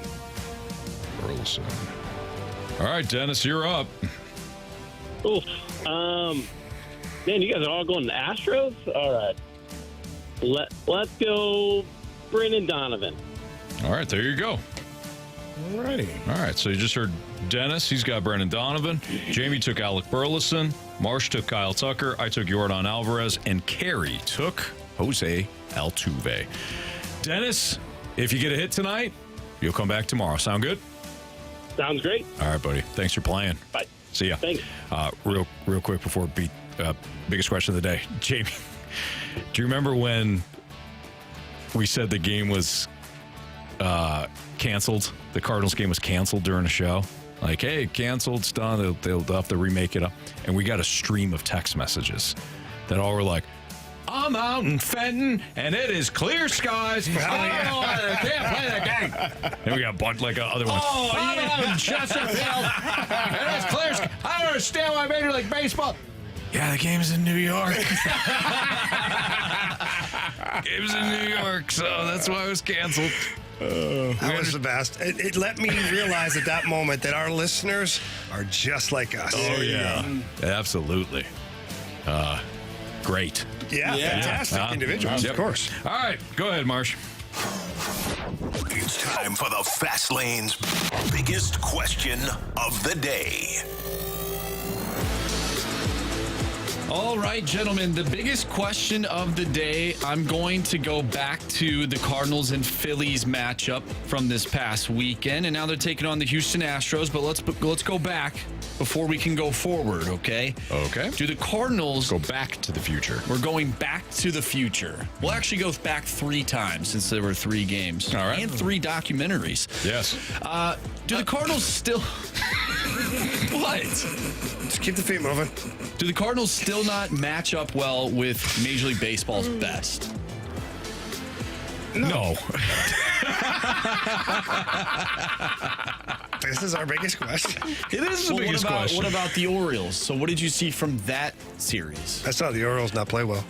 Oh, Oh, Carey. Jamie. Wow. You know, Marsh, that's a good question, though. That's a good question. You swept the Orioles. You went 2 of 3 to the Phillies. I mean, Jamie just took a crap on it, but it is what it is. I apologize. But honestly, that was more spin rate than him taking a crap on it. I apologize for absolutely nothing. There we go. All right. So this does go back to our conversation that we had about like the elements that the Cardinals have. I do think that when they're rolling offensively, they're capable. I do think that the bullpen is playoff, like they got a playoff ready bullpen. Maybe add another player at some point at the deadline. The starting pitching has been way better than I expected, way better than you guys expected. It has been competitive. But when you match up against some of the other better rotations in baseball, including the one you just saw in the Phillies, you lack, right? Now, some people may say, well, offensively, you didn't do anything over the weekend. Yes, that's true, up until last night. Still, if we're going to project and say, how do they match up against the Phillies? How do they match up against the Dodgers? How do they match up against whoever in the National League? Boy, that's tough, man. Yeah, it is. You don't have it. You're not going to go pound for pound with the rotation. I agree when it comes to the rotation. And again, we talked about the bullpen. They have been performing extremely well. The bats, I don't like when they go silent, and that concerns me as well. Nobody does. And the fielding. So I think when you play elite teams like these two. I know. You guys just want to do it? Yeah, go ahead. Just say Let's it. do it. You have to. Do we do it now? Do it now. You might as well do it now. Okay. It's I'm unreal. reading it, and I wish One of the best things I've ever read. Don't look at the text line, Carey. I saw it already. Oh, you did? Yeah. I didn't finish reading it, though. Well, Don't. good. Are we ready? Yes. This is from the 636. Okay. A poem for a legend, Jamie. Wow. Here we go. Jamie, a river, bold and free. Born in the heights where eagles see. From craggy peaks his waters spring. A boy's heart wild, a youthful fling. He races down with boundless cheer. Through forest dense, he whispers near. In every curve, a daring leap. A spirit restless, secrets keep. His laughter, like the babbling brook, echoes in each hidden nook. He rushes on through field and glen, a tapestry of dreams again.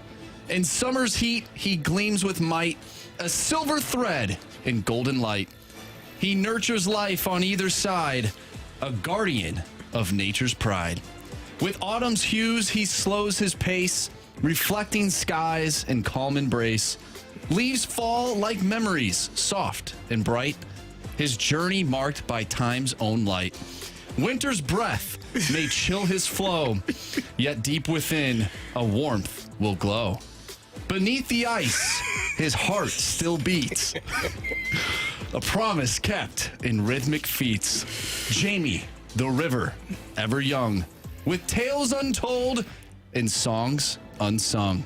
His path is wild and free like untamed sky, all because legends never die. It totally lands the place. That's unbelievable. That's the most incredible thing I've ever seen. You even read the title. I still didn't even connect the dots. That's incredible. You deserve. That was nice. That was very well done. Well done. Wow. My goodness. Actually, we need a snap. There's snaps. That's right. Yeah, that's nice. Man, that was because legends never die. I started reading. I was like, "Where is this going?" Gator, Walt Whitman listens to the fast lane. That's awesome. Oh, man. Can we put this poem on a Speedo for Jamie? Yes. It might not fit, but Might need a bigger Speedo. yeah, that's incredible. Lord knows I'm against that. Very true. All right, we got Bet the Board 3 stars of the day. Criticisms, compliments next.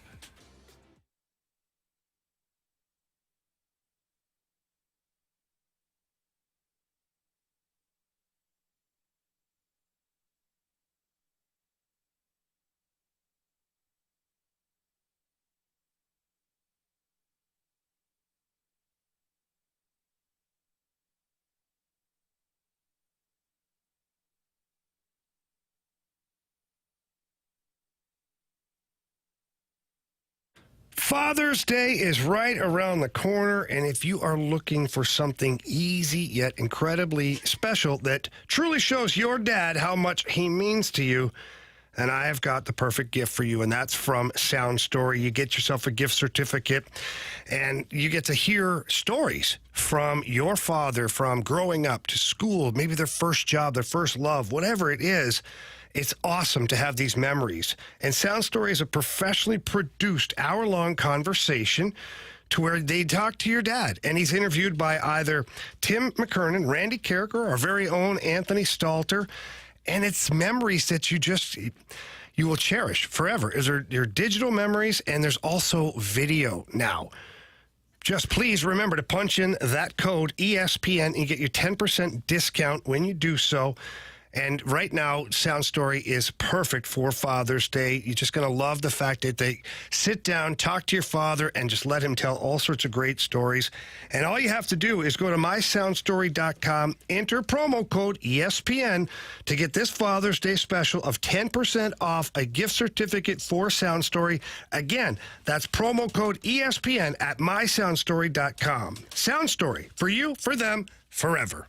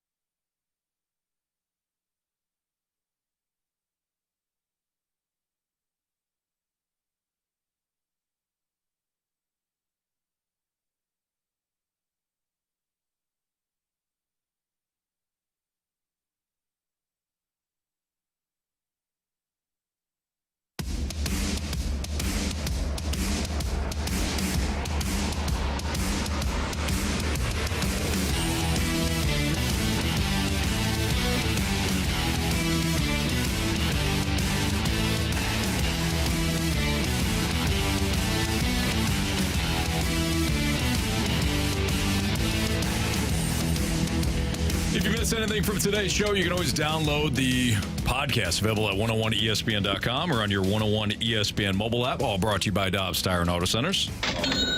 Time to bet the board. Following my victory, Jen's victory, congratulations. Undisputed victory. Oh, wow. Oh, wow. Mm-hmm. Wow, Marsh. Yeah, some people want to take away what we accomplished. Marsh. Not up in here. Not up in here. All right. So the order will go me, Marsh, CD, and our guy, Jamie Rivers, correct? Finished last. Did I finish last? I think you did. I think I did. Yeah. You usually should give me the first round pick. That's how it works. No, not here. Yeah, no, not here. You guys just want to change the system for everything, huh? Okay. I'm going to take the Arizona Diamondbacks tonight, minus 136 against the Giants. Giants coming off a rough series against the Yankees. Struggle in Arizona. Give me the Diamondbacks. Por favor. Please, por favor. I am going to take Matt Waldron over 5.5 strikeouts tonight against the Los Angeles Angels. Alrighty. Throws that knuckleball. Oh. Does he now? I believe so. Yeah. I hope so. That's who I think. That's who I think it is. I think you're right. Okay, good. Yeah. I'm going to go to the great state of Texas and take the Texas Rangers minus 108 versus the Detroit Tigers. Okay. Nathan Eovaldi on the bump against Tark Skubal. Oh wow, there you go. Mm-hmm. That guy. All right, I'm. Yeah, I got him. I'm going to the Cards-Astros game. This is a total bases play. They've got Nolan Gorman at 0.5. I'm going with the over. And that's minus 115. All right. Sounds good. And whenever Marsh is ready to give us a little criticism, some compliments, fire away, kid. All right, we get a text from the 618. I mean, most of these are about this poem that we just read off. And if you missed it, definitely go back and listen to the show. From the 618, this poem reminds me of the painting Todd painted in the Wedding Crashers. Oh, my goodness. The painting was a gift, Todd. It's coming home with me. It's amazing. We got a text from the 618. Is this the new Walt Whitman? Also, Mars should read poems for the Calm app to put folks to sleep like McConaughey. Yeah. Wow. You know? I don't know if that's a criticism or a compliment. I think actually Marsh got into character on that. Yeah. I understand what the texter was saying. I think that was a total compliment. Okay. Got into character. He reread it just like you would have. He read it perfectly. He did. I understand where the confusion may be because we are speaking on a microphone, and I wouldn't want to bore anybody and make them fall asleep. Sure. Yeah, of course. But right. When you're reading a poem, though, there's got to be a certain cadence delivered, and I feel like you did great, Marsh. Well, I appreciate it. Yeah. He's no orange level reading group. No. He's the words in that poem. He's the black belt of reading groups. Okay. All right. No. He's like Tommy Pham.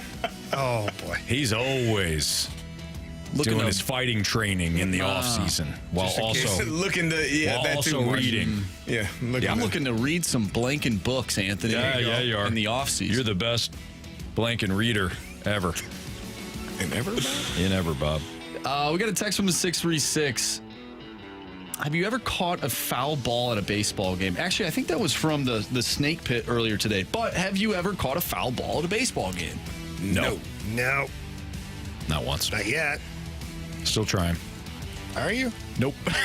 Yeah. Nope. Hopefully. Marcy, have you?